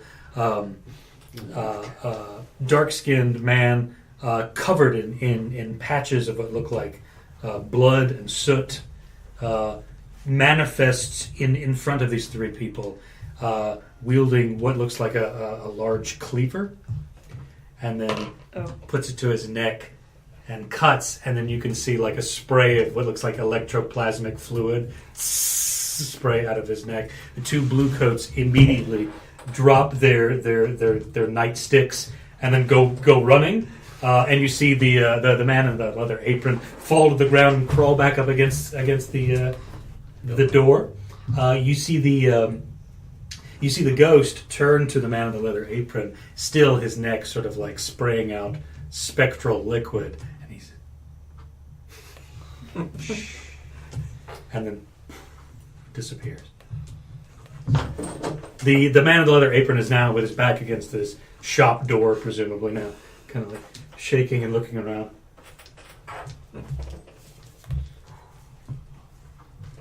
It's about that time that a young woman bumps into you. I check my pockets to see if anything's stolen. You see Good that instinct. You're like me and halflings. you see that surprisingly enough, not only is nothing stolen, but something's been added to your. What is this? There's It's a live grenade. a thin, small envelope. It's a live electroplasmic grenade. It's a thin, small envelope, and inside there's a note from a gentleman named Spinner explaining that there is a job that might be worth your while. No, you already have that, don't you? Yes. Yeah. We doubled up just in case. Yes. Well, you were given that note You can anyway. send It's sort of like twice. And an apology note. an apology. Yeah. Man, this guy must really want to see me. It's like the second notice. Yeah. Well, You you didn't can't, respond you can't the always first one. guarantee that your envoy is going to get there. Yep. Yeah. That poor bastard probably came back to you like, don't ever send me after her again. Wait, you think he came back? So now it is noon. It is a dusky dark outside. That's how you know it's noon. And so the lot of you have made your way inside this abandoned warehouse and gone down the sort of the spiral wrought iron staircase down to the basement, which is still covered in sand. There are a couple of people. There's a few drinking in a table in the corner. There are a couple of what looks like they're doing a sort of like a light sparring match. And then seated at a table nearby is a gentleman in much finer clothing than the rest of them, Nice bowler hat on the table. and a series of chairs around. Exactly 4 open seats with 4 drinks. So, Waiting. based on the districts, let's say, Wanderer, you're there first. Okay. So you spot this gentleman in the corner. Mhm. There's a bowler hat and drinks available for you. You want to do a personal Yeah, what descriptions do you look when like they as show you up walk there? down? Yeah. Okay. If you haven't already described what you look like, go ahead and Okay. describe. So she's like a classic curvaceous Romani, and she's got the Okay. classic Romani dress on, and Lots of headscarf, Sure. Yeah. and she's got the dark skin, dark eyes, wavy black hair. Okay. You see a couple of the gentlemen sort of eyeing you from the corner, sort of giving you a kind of lascivious look, but nothing too forward. Then I think about calling another ghost. Yeah. But ghost. So I walk over, and I say, "Have a seat," like I own the place, and say, "You must really want to see me for some reason," and then I take a big drink. Well, I've heard you can be hard to reach sometimes. You are very dedicated to your craft. I could understand somebody who might not necessarily respond to the first message. Yeah, you may want to get another messenger. The first one you sent me, he may be broken. I use different services, and they're not mine. So, whatever it is you did, no skin off my back. I was just being nice. I'm sure. Well, the others should be arriving relatively soon. You are, I believe, the closest out of everyone else, at least according to normal haunts, from what I've been told. You seem to be well informed. You need to be in this line of work. I'd pay good money on either Spoon or Whisper being next to arrive. Mist is going to be quite a problem to track down. You're actually at the bottom of the wrought iron staircase, Mist. You overhear the last two. Your information was wrong.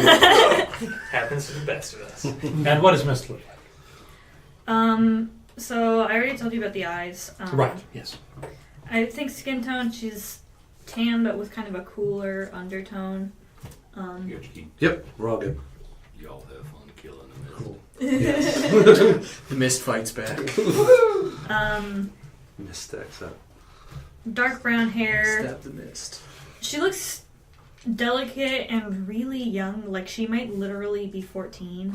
Ooh, Um, that's good to know. That's, Don't be that guy. no, no, don't worry. Um, Thank you. she's got a kind of a worn hooded coat. Put down because she's inside. Sure. Yeah. Okay, What? you see these two figures seated at a table. One in what looks like a fine pressed tailored clothing, and the other in what looks like a kind of a series of layers and a headscarf.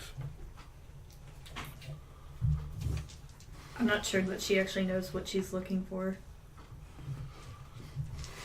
Nobody really is. It's kind of that understanding of what looks like the place I should be. I think this is going to be one of those you have to recognize her. I may not know what you look like with your history. She's got weird eyes. Like, how do you not Whoa. know? Well, Spinner, do a fortune roll, 1d6. We've already determined I have no idea who you 2. are. You don't know what she looks like. Okay. I just got a name. You got and a name? I've heard great things. Yes, exactly. Hey, honey, aren't you a little young to be in here? Anybody can come in here for the fights. You There's no hear age. a voice from the back say, "Not for me, she ain't." Oh God. she ignores the Yeah. yeah. Maybe you should come over here away from that guy. She approaches and holds up a letter and is like, "I got an invitation." You must be missed. Have a seat. I take it you're Spinner? That is correct, and we have just been joined by the lovely Wanderer. You two wouldn't happen to be a... What's that? Tycherian? Taikaroshi. Tycheroshi? Yes. Like, you can see there's clearly... They're both just, you're just looking at them both like... There's some weird shit going on. Ah, yeah. Good people. I have a friend who's a demon, actually. Hey now. We're not demons. No. Demon blood. Demons are. But demons are not bad people. I feel like by definition they are. Not once you get to know them. But yes, I literally have a friend that is a demon. Because my choices were... Demon vampire ghost. Sick. Or in the spirit trafficker. Very nice. Spiritual. Flight controller. So, Spoon, you're the next to arrive. So, who wanted the ointments? Somebody call? Like pizza? Pepperoni pizza? It's like some random guy in a corner. Yeah, I need ointments. Lots of ointments. Rub me up. You see three distinctly different individuals sitting at a table enjoying a drink. With looking two at you. empty seats. Two empty With seats. Two mugs in those Yeah. empty seats. I'd probably just grab one, not knowing it's like meant for someone, even if it wasn't for me. Oh, hey, free drink. Like, it's definitely out of your way. You would have to approach. You'd have to Yeah. cross Yeah. the room, yeah. We're not like by the door, just as people are coming in. I like grab the mug with both my hands and like sip and just immediately kind of I'm a young person. choke. Put it back. Is it Don't touch it swill again. or is it not? Easy there, lassie. Easy. Kind of not. I mean, it's decent beer. I mean, you've got people who come here that are like, again, they're bored Heavy nobility, or they're like, you know, they spend a lot of money, or they're blue coats, you know, who want a little thrill. You know, Even decent beer tastes awful though. well, That's fair. It depends. Mind you, you're living during a time where even drinking water was risky. So Yeah. people would drink ales and beers because it gave you a better chance of killing the bacteria. Yep. Yeah. So Water it's is a black, decent, so- decent beer. Yeah. It's kind of lose-lose. That's what we're getting at. So you're for the pit? Yes, but I'm going to assume you're Spoon? Yeah, I'm Spoon. You don't really strike me as the whisper type. Have a seat. Mm-hmm. So what'd you need? Well, we'll explain as soon as everybody's here. Oh. Just like, I try to like it, I'm like, no. No. Have I'm you gonna seen do a it for- physician? I'm going to do a fortune roll to see if I notice the rash. Sure. Have you done... You notice there's something wrong with his neck. There's a patch of coal dust that looks darker than the rest of it. I like wipe it off. I wouldn't touch that. There's this wet, sort of itchy kind of substance. Like the coal's like clumped up. Yeah, a it's all little bit. clumped up. And I like wipe it on his shirt, and it's like, you usually have to pay good money for a rash like that. Yeah, I kind of did it to myself on accident. That's impressive. Is your character criminally inclined, or is this like his first about to? I mean, I think I'm since I've been kind of like a street urchin, street rat. I think I've been on like a low key. It's like people come to me maybe like they want like a petty revenge of like some rash, give them diarrhea, constipation. That kind of thing. It's okay. like- So, you okay. just spike this Really person's drink because they're annoying. Like low-level criminality. Yeah. Okay, Petty gotcha. crime. Not big time. Literally petty crime. You like spike the drink with herpes. Yeah. So it's about that time. I want to give them a face rash. I can do that. Whisper that you show up. Just learned how to do it Last last week at work, So, like, head Makeup down the on. stairs, banister, and just kind of Kid like... scratching. At the, towards the end of it, like, do like a butt slide down it. And then, like, do like a power walk stride, like, towards the back, and, like, try to figure out where I need to be. And I see a group of eccentric people. See a dude wearing clothes way too nice to be in here. A woman in a kind of unusual outfit. Sure, for Duskfall, certainly. A dude with a glaring rash on his neck and a 14-year-old girl. Right. Now that's an adventurous part. That's where I need to be. So I stride to the table. I'm She like- might be older, but for all intents and purposes, treat her like Sure, she looks. Yeah. And like with she's the got the anime girl thing going. like on. like She hand probably towards does. the tip of like hand She's not going to age until handle she of my gets like cane. 60. I'm like a princess, a foreigner, and a burglar, and Allegedly. a brewer. As I look at the hops. Wonderful. Well, I think You I'm in must the be right spot. Whisper. I would be. Pleasure.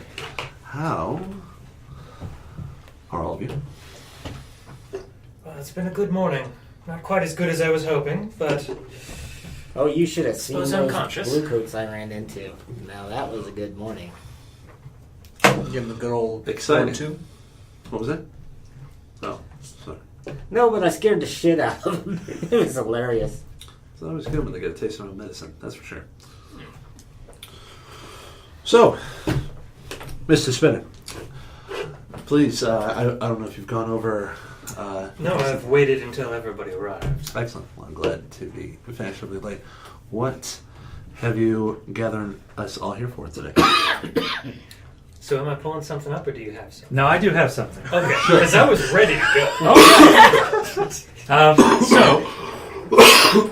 Over the course of several minutes and several drinks, Spinner informs you that there was a very strange, very compelling offer brought up to him by not only an interested party, but an interested deceased party. A ghost of a former revolutionary, Orlan Stavrul. How do you spell that? Yes, ORLAN STAVRUL. Stavrul. Orlan Stavrul. A Duskfall native who was responsible for several years ago some high-profile riots in the Coleridge area, trying to rally the working class essentially together to try to throw off the yoke of their industrial masters and try to improve their lot. He was viciously, notoriously, and very publicly killed by bluecoats in an act of riot suppression, but what has been rumored for years to have been motivated by noble money. This ghost of Stavrul, appeared to you, Spinner, seemingly out of nowhere, and urged you to commit one final act of revolutionary glory.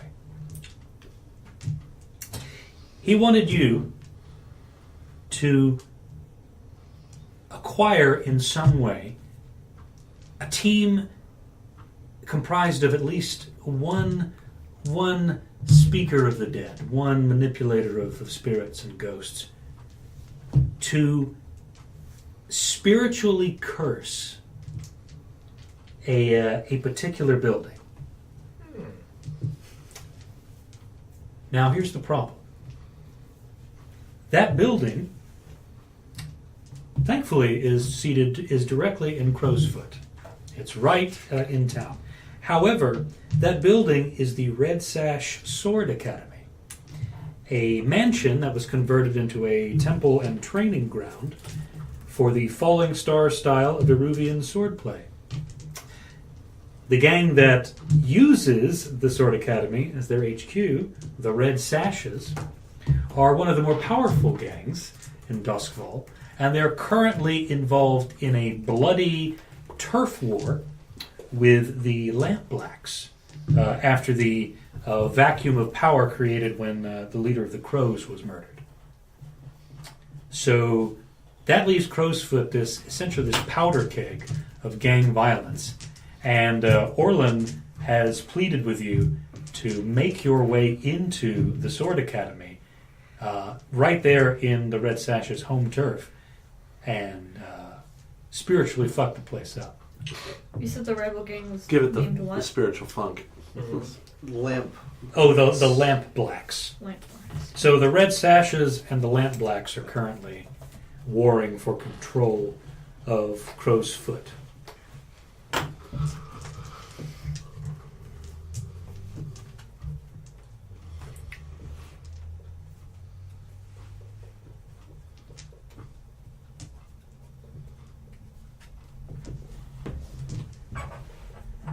And some combination of elements about the offer. It was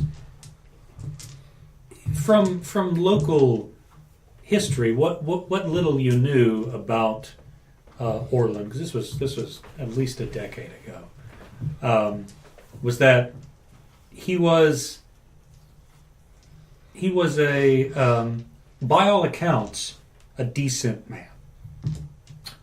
Someone who genuinely wanted to improve the condition of the working lot and wanted to do so through violent confrontation.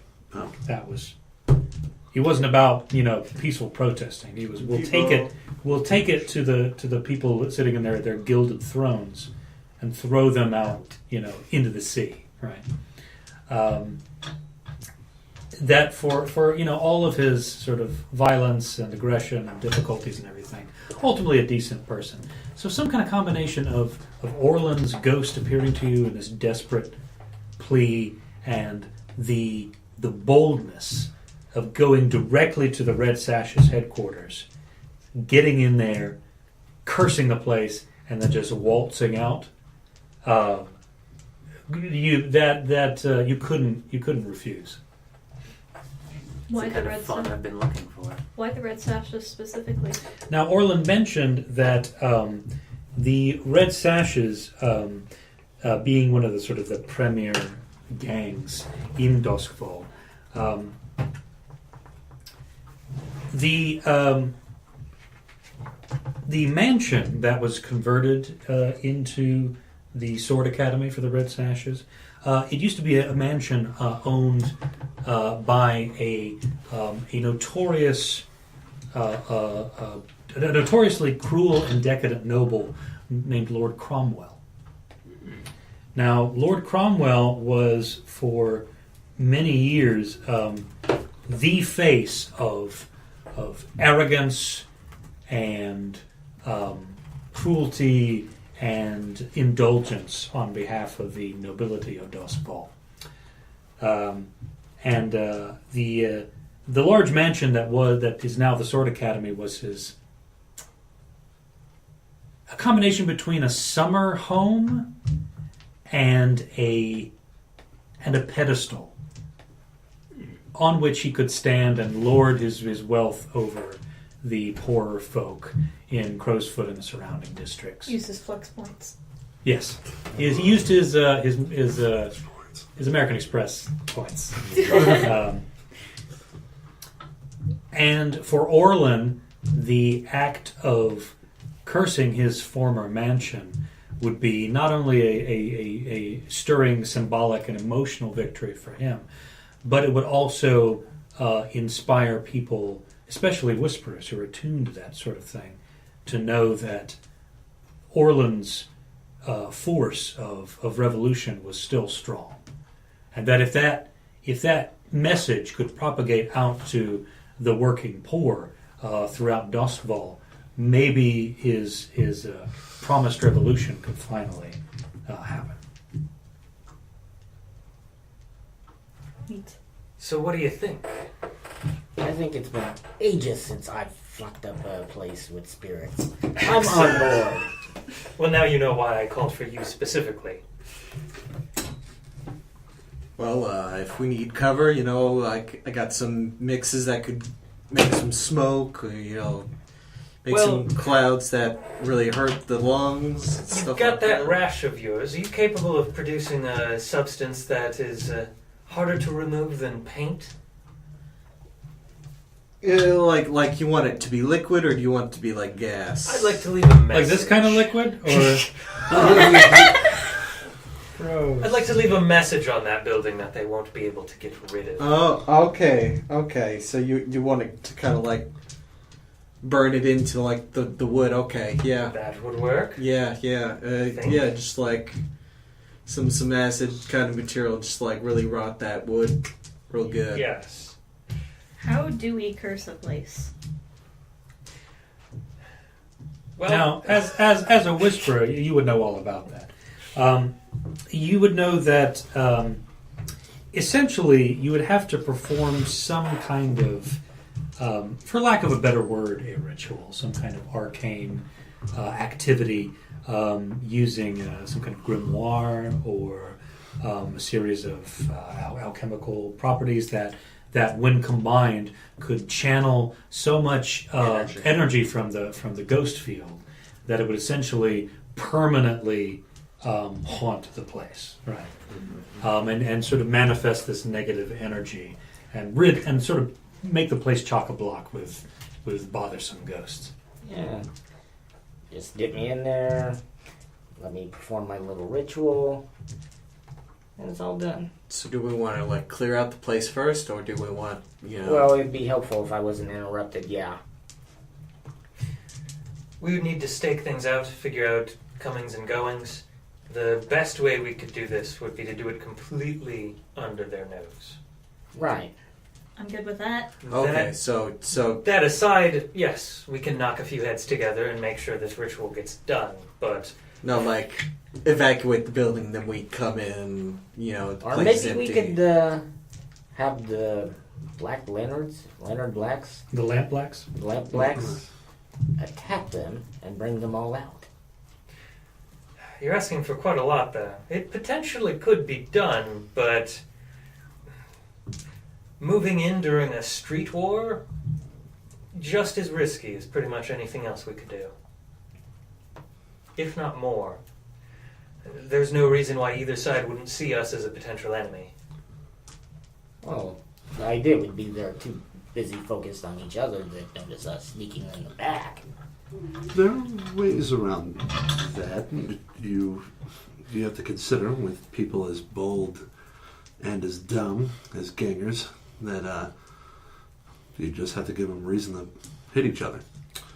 So, if we staged something that was, well, where they hate each other a little more, that could buy us some time that we need. But that being said, I'd like to talk about something a little more pressing. And by pressing, I mean, as much as I love helping the people of this lovely city and, revolution and all that. I can see where this conversation's going. We're dealing with the Red Sash Sword Academy, a local gang which has made quite the sum. If you're looking for payment, we will be able to collect more than enough while we were there. That's really all I'm asking. To stay, be nice to walk out of this with, for some people it's a full heart, with some people it's a full pocket. And I prefer both. that's why we're on the same page. So, You hear and you see out of your peripheral vision another chair added to the table. You see what looks like a lean 50-year-old woman with sort of a tight gray hair in a braid, wearing the uniform of a blue coat squad leader, sitting down next to you. officer. She picks up one of the glasses and takes a look inside. It's clearly empty. Good afternoon. I'm gonna put my hood up. You want to Sink run down by on my me seat. again? As I was saying, I prefer to have a full heart and full pouch. As do I. I couldn't help but overhear the the party you're planning. And I want you to know that out of all the squad leaders, I'm certainly the most reasonable. Now, looking at this woman square in the face, everybody make me fortune rolls. Just 1d6. 1. 5. 5? 5. 5? 5. 5? So the three of you recognize her as she's a Blue Coat squad leader, and she reports to the captain, Captain Dunville. But you're unfamiliar with exactly who she is. You know you've seen her around. Now you, with your 6, you know exactly who she is. That's Sergeant Lachlan. You know she is she's shrewd, tough, commanding. She takes bribes and payoffs when she can, but she does enforce the law and makes examples of people when absolutely necessary. Sure. What's her name? Lachlan. Sergeant Lachlan. Lochlan. Okay. Oh my, I did not know that our presence would be blessed by the sergeant herself. Sergeant Lachlan, how are you this evening? As I scoot a little closer now. I'm perfectly fine, Valeris, if you'll keep your distance, please. But it's so hard to. Well, if you'd like to join us, I can't imagine that you can be a part of our little soiree. I'm afraid not. A shame, really. In fact, I'll be demanding a sort of A cut? allowance, if you will, sheerly to make sure that this thing goes on without a hitch, because I don't want to bother you. Absolutely. That. Of course. We wouldn't want to be bothered by you or any of the upstanding Blue Coats. Well, don't worry, our people in blue are going nowhere near the Sword Academy, was it? Oh, that's pretty good. There's been quite a lot of trouble, lots of fights and fatalities in the area between them and the Lap Blacks. Don't want to get any blue coats killed. Accident. Of course not. It's not in the street war. No. This, under the table, there's legs just kicking out towards Yeah, you. just. Well, there's a street war, right? Hit him with my cane. Just Now that is to say, if your little operation goes on and one of my boys in blue happens to get hurt, I can't guarantee that you'll come out of it unscathed. Is that perfectly clear? Of course. Absolutely. I'll be frank with you. You want to fuck up the Red Sashes, the Lap Blacks? That's all fine by me. As long as I get my cut and you keep yourself away from the Blue Coats. Now, I only have so much jurisdiction, you understand. I can't pull every man and woman off the streets in that area when you do your little job. So there might be a blue coat or two wandering around. You treat them nice, you hear? Absolutely. Otherwise it'll get back to me. Like my own child. Shut up, Valeria.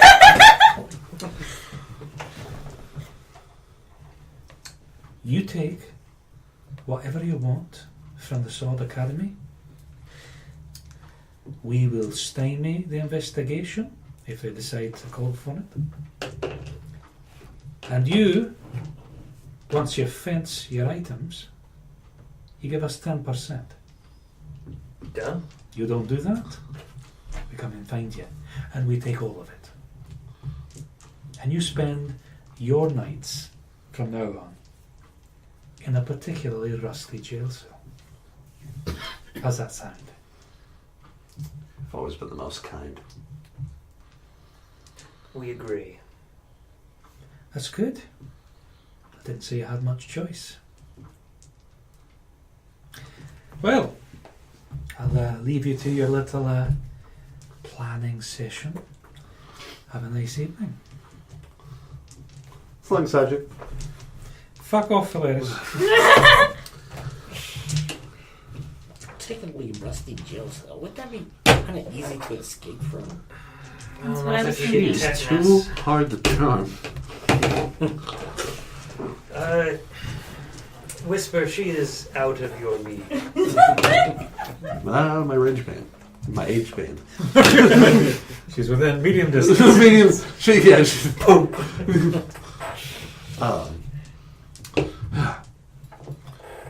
But seriously though, that's that one you don't want to worry.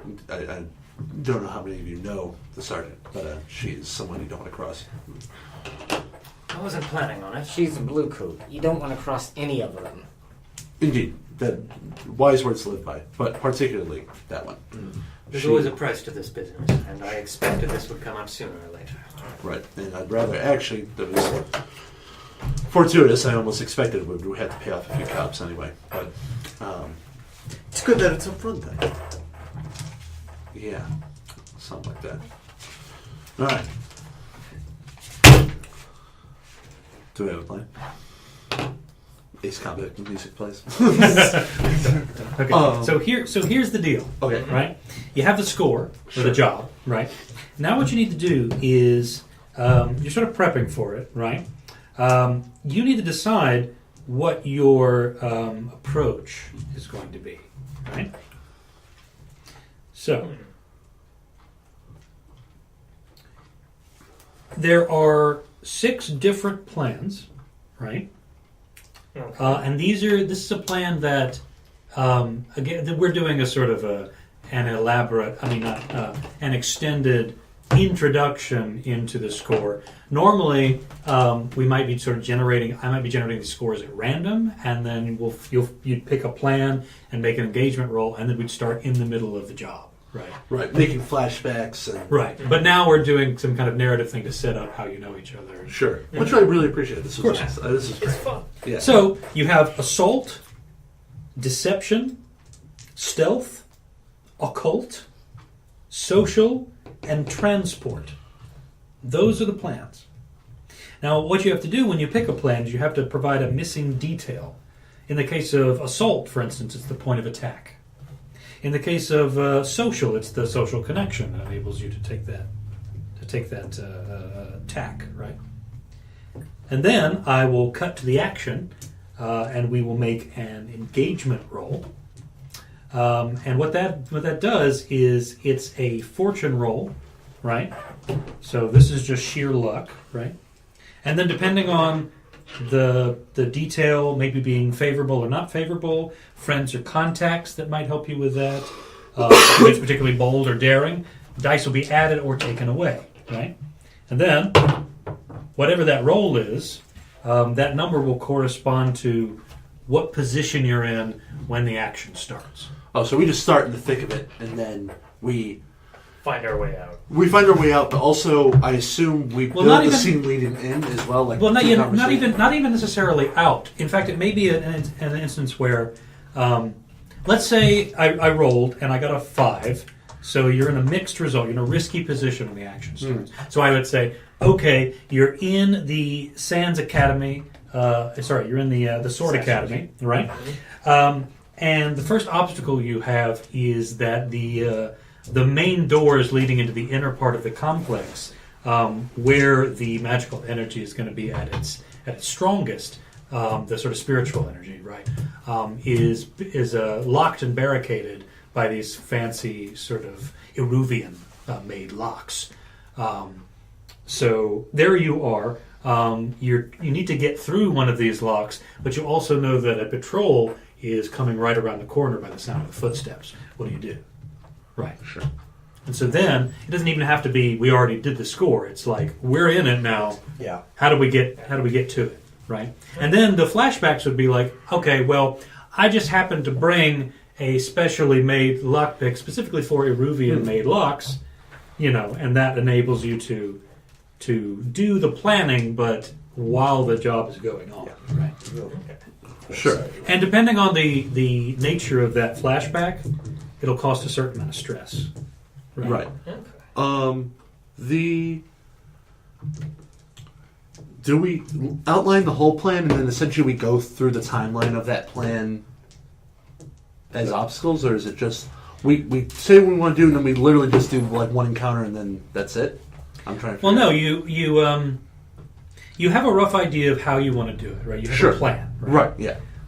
and you can say, Like you can have multiple parts to it, and then as we go into it, it's kind of like executed. yeah. So you can have a series of goals, like okay, we need to get into the center, we need to barricade the doors, we need to do the ritual, blah blah blah. But when you get in there, the engagement roll will tell you like, are things going according to plan? Sure, right. Or Or things, not. and then from there, depending on what happens during each Change sort the of plan. bit, plans may change.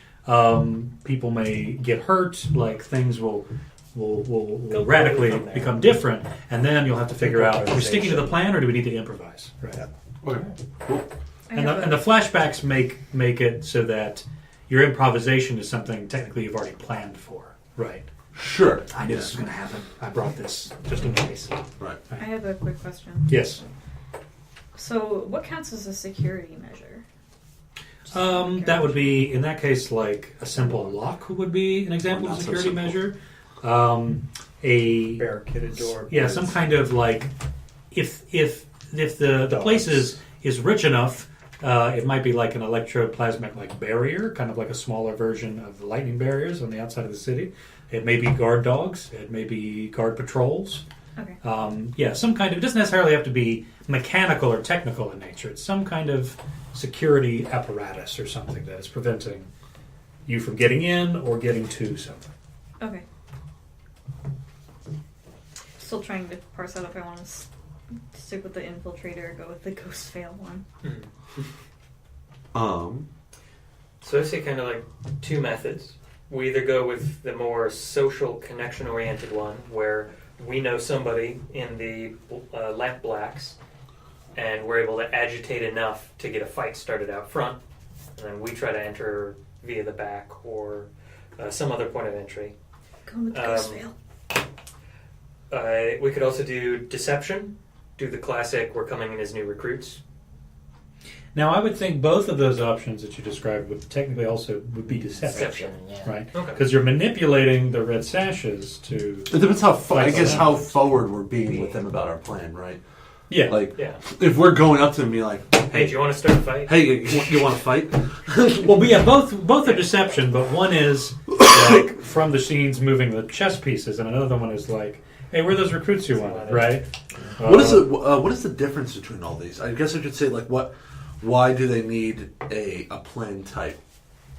I What think is it's that- just to does help, like, as a jumping off point. Yeah, it's just to help, like, to put your eggs, sort of in order, like, so Oh, you know sure. exactly what you're going to do and how you're going to do it. Okay, I mean that's fair. Yeah, I just And didn't know then- if it was any benefit to you. No, or not strictly mechanically, but it basically puts a blueprint in front of us that says, okay, this is what the players are going to do. This is what, as a GM, I should expect to happen in an ideal situation, and then we'll see how that metamorphosizes. I do have stuff that could, put people to sleep real fast. Okay, so that's like what, a frontal assault on this place? And It could just be gas stealth. You just take out the guards, put them to sleep, and then do the cult thing in the basement, and then boom, it's haunted. Yeah. Well, no one notices. I'll tell So you right you now. have to take out everybody in the building. You don't have to take out everybody in the building. I mean, I can evacuate the building with the gas, but you just have to take out some people and then just do it in a corner, and then job's done. I'll tell you right now, if you know Mist, she doesn't really do combat.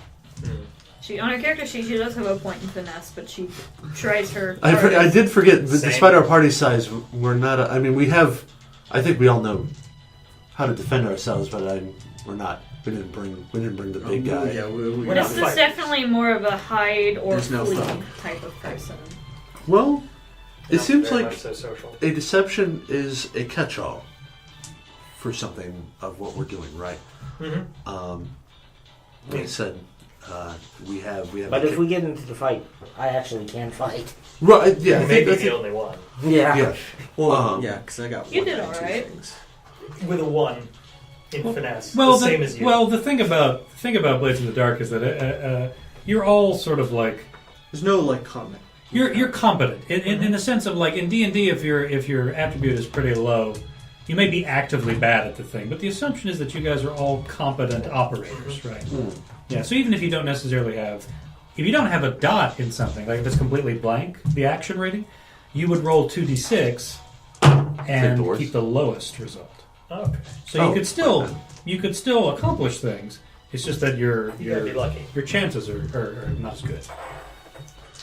So, if we were to decide to agitate, since I believe there's something more on our capability spectrum, I don't know if feel free to see otherwise, but say otherwise. But if we can, a simple outline: we disturb, we kick the nest fights another nest, and then we make cover of that. Seems within our wheelhouse. Yes, I'd Be probably doable. think so. I'd be worried about in the chaos. There may be more people coming out. Sure. Accidental It could be blue doable. coats get, hurt in the brawl. And that would be a real easy way for her to just claim everything.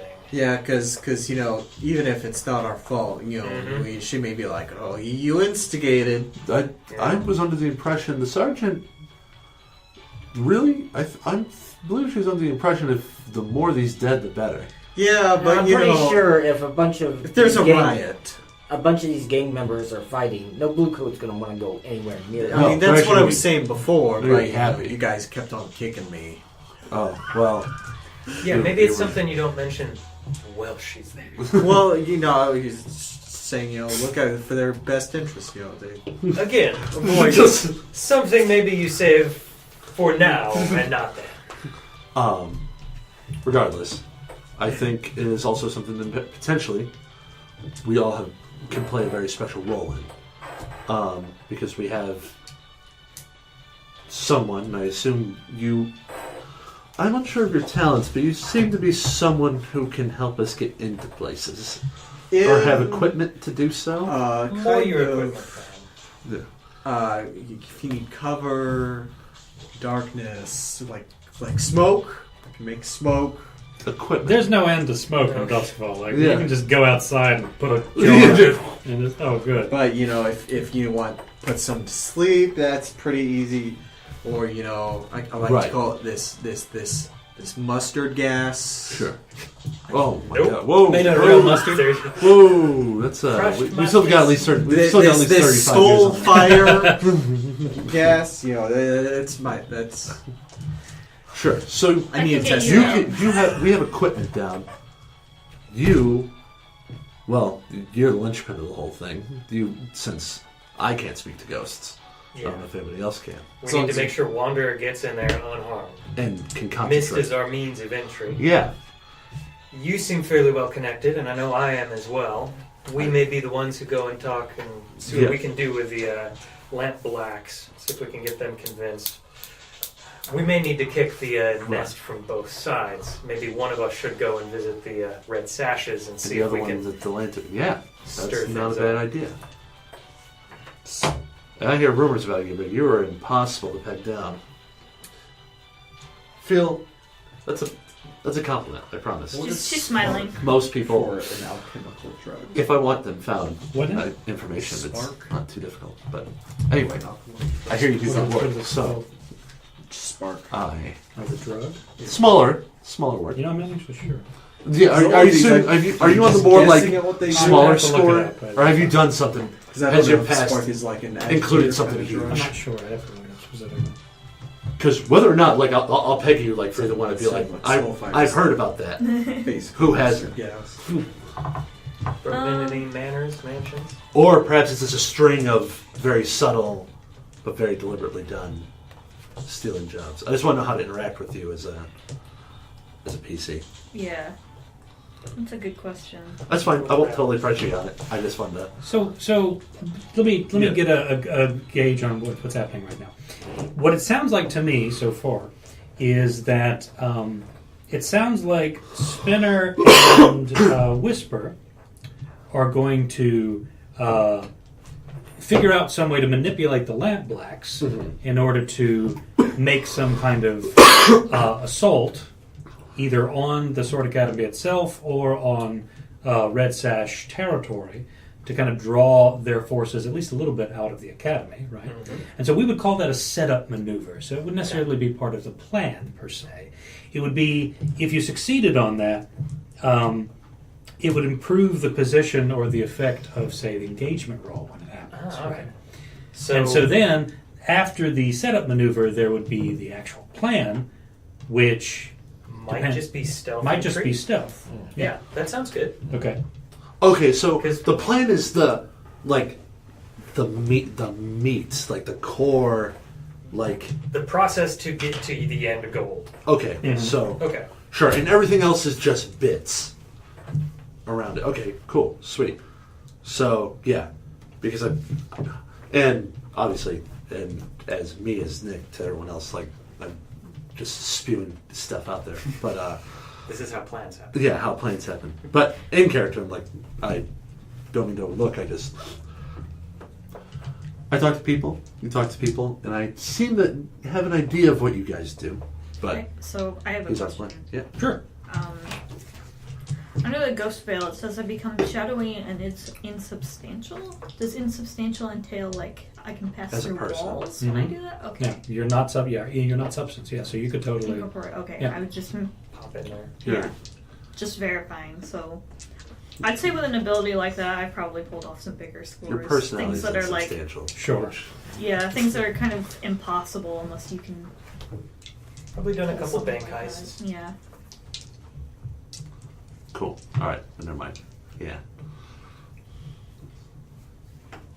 So is that the plan? That's the plan. Okay, so we're doing a setup. I just want to know more of like to incorporate you more, Lance. What now as Valaris? What do you think we may need for something like this? What I can do that 4 times since before I. you have more of a means to procure things we might need. Like if there's any kind of Yeah. agent you can think of what we'll need, I'll probably have an availability for it. Can you smelt metal? Or at least make it not as useful. We probably Get some like rusting gas. what would firewall would It's mean? like an acid. I don't know what Alcast. See, a lot of these are just like fantasy kind of names, and I have no idea. No, what sure. they are. Right, yeah. Right, and I think that's up to you, but I'm sure. Also, I assume we are concluding for this evening. Yeah, I just wanted to make sure that the plan was down. Cool. It's sort of a general term, so that next time we can actually Yeah. execute the plan and see if things go pear shaped. I would very much like to Continue. to play part 2 of this sometime soon if everybody else would be down for it. Yeah. When that works best for everybody. Unfortunately, I'm going this weekend. I'll be in Canada. Oh, Okay. Yeah. yep, I'm going for a bachelorette party. Nice. I'm a bridesmaid. I'm excited. See, I wanted to make the classic joke about, oh yeah, I've got a girlfriend, but she's in Canada. Yeah. And it actually works a little bit too well. Yeah, yeah. for that See, circumstance. see, when I heard Bachelor, I was thinking like, oh yeah, he's the hired stripper. No, Hey, now. trust me, I wouldn't wish that upon anyone.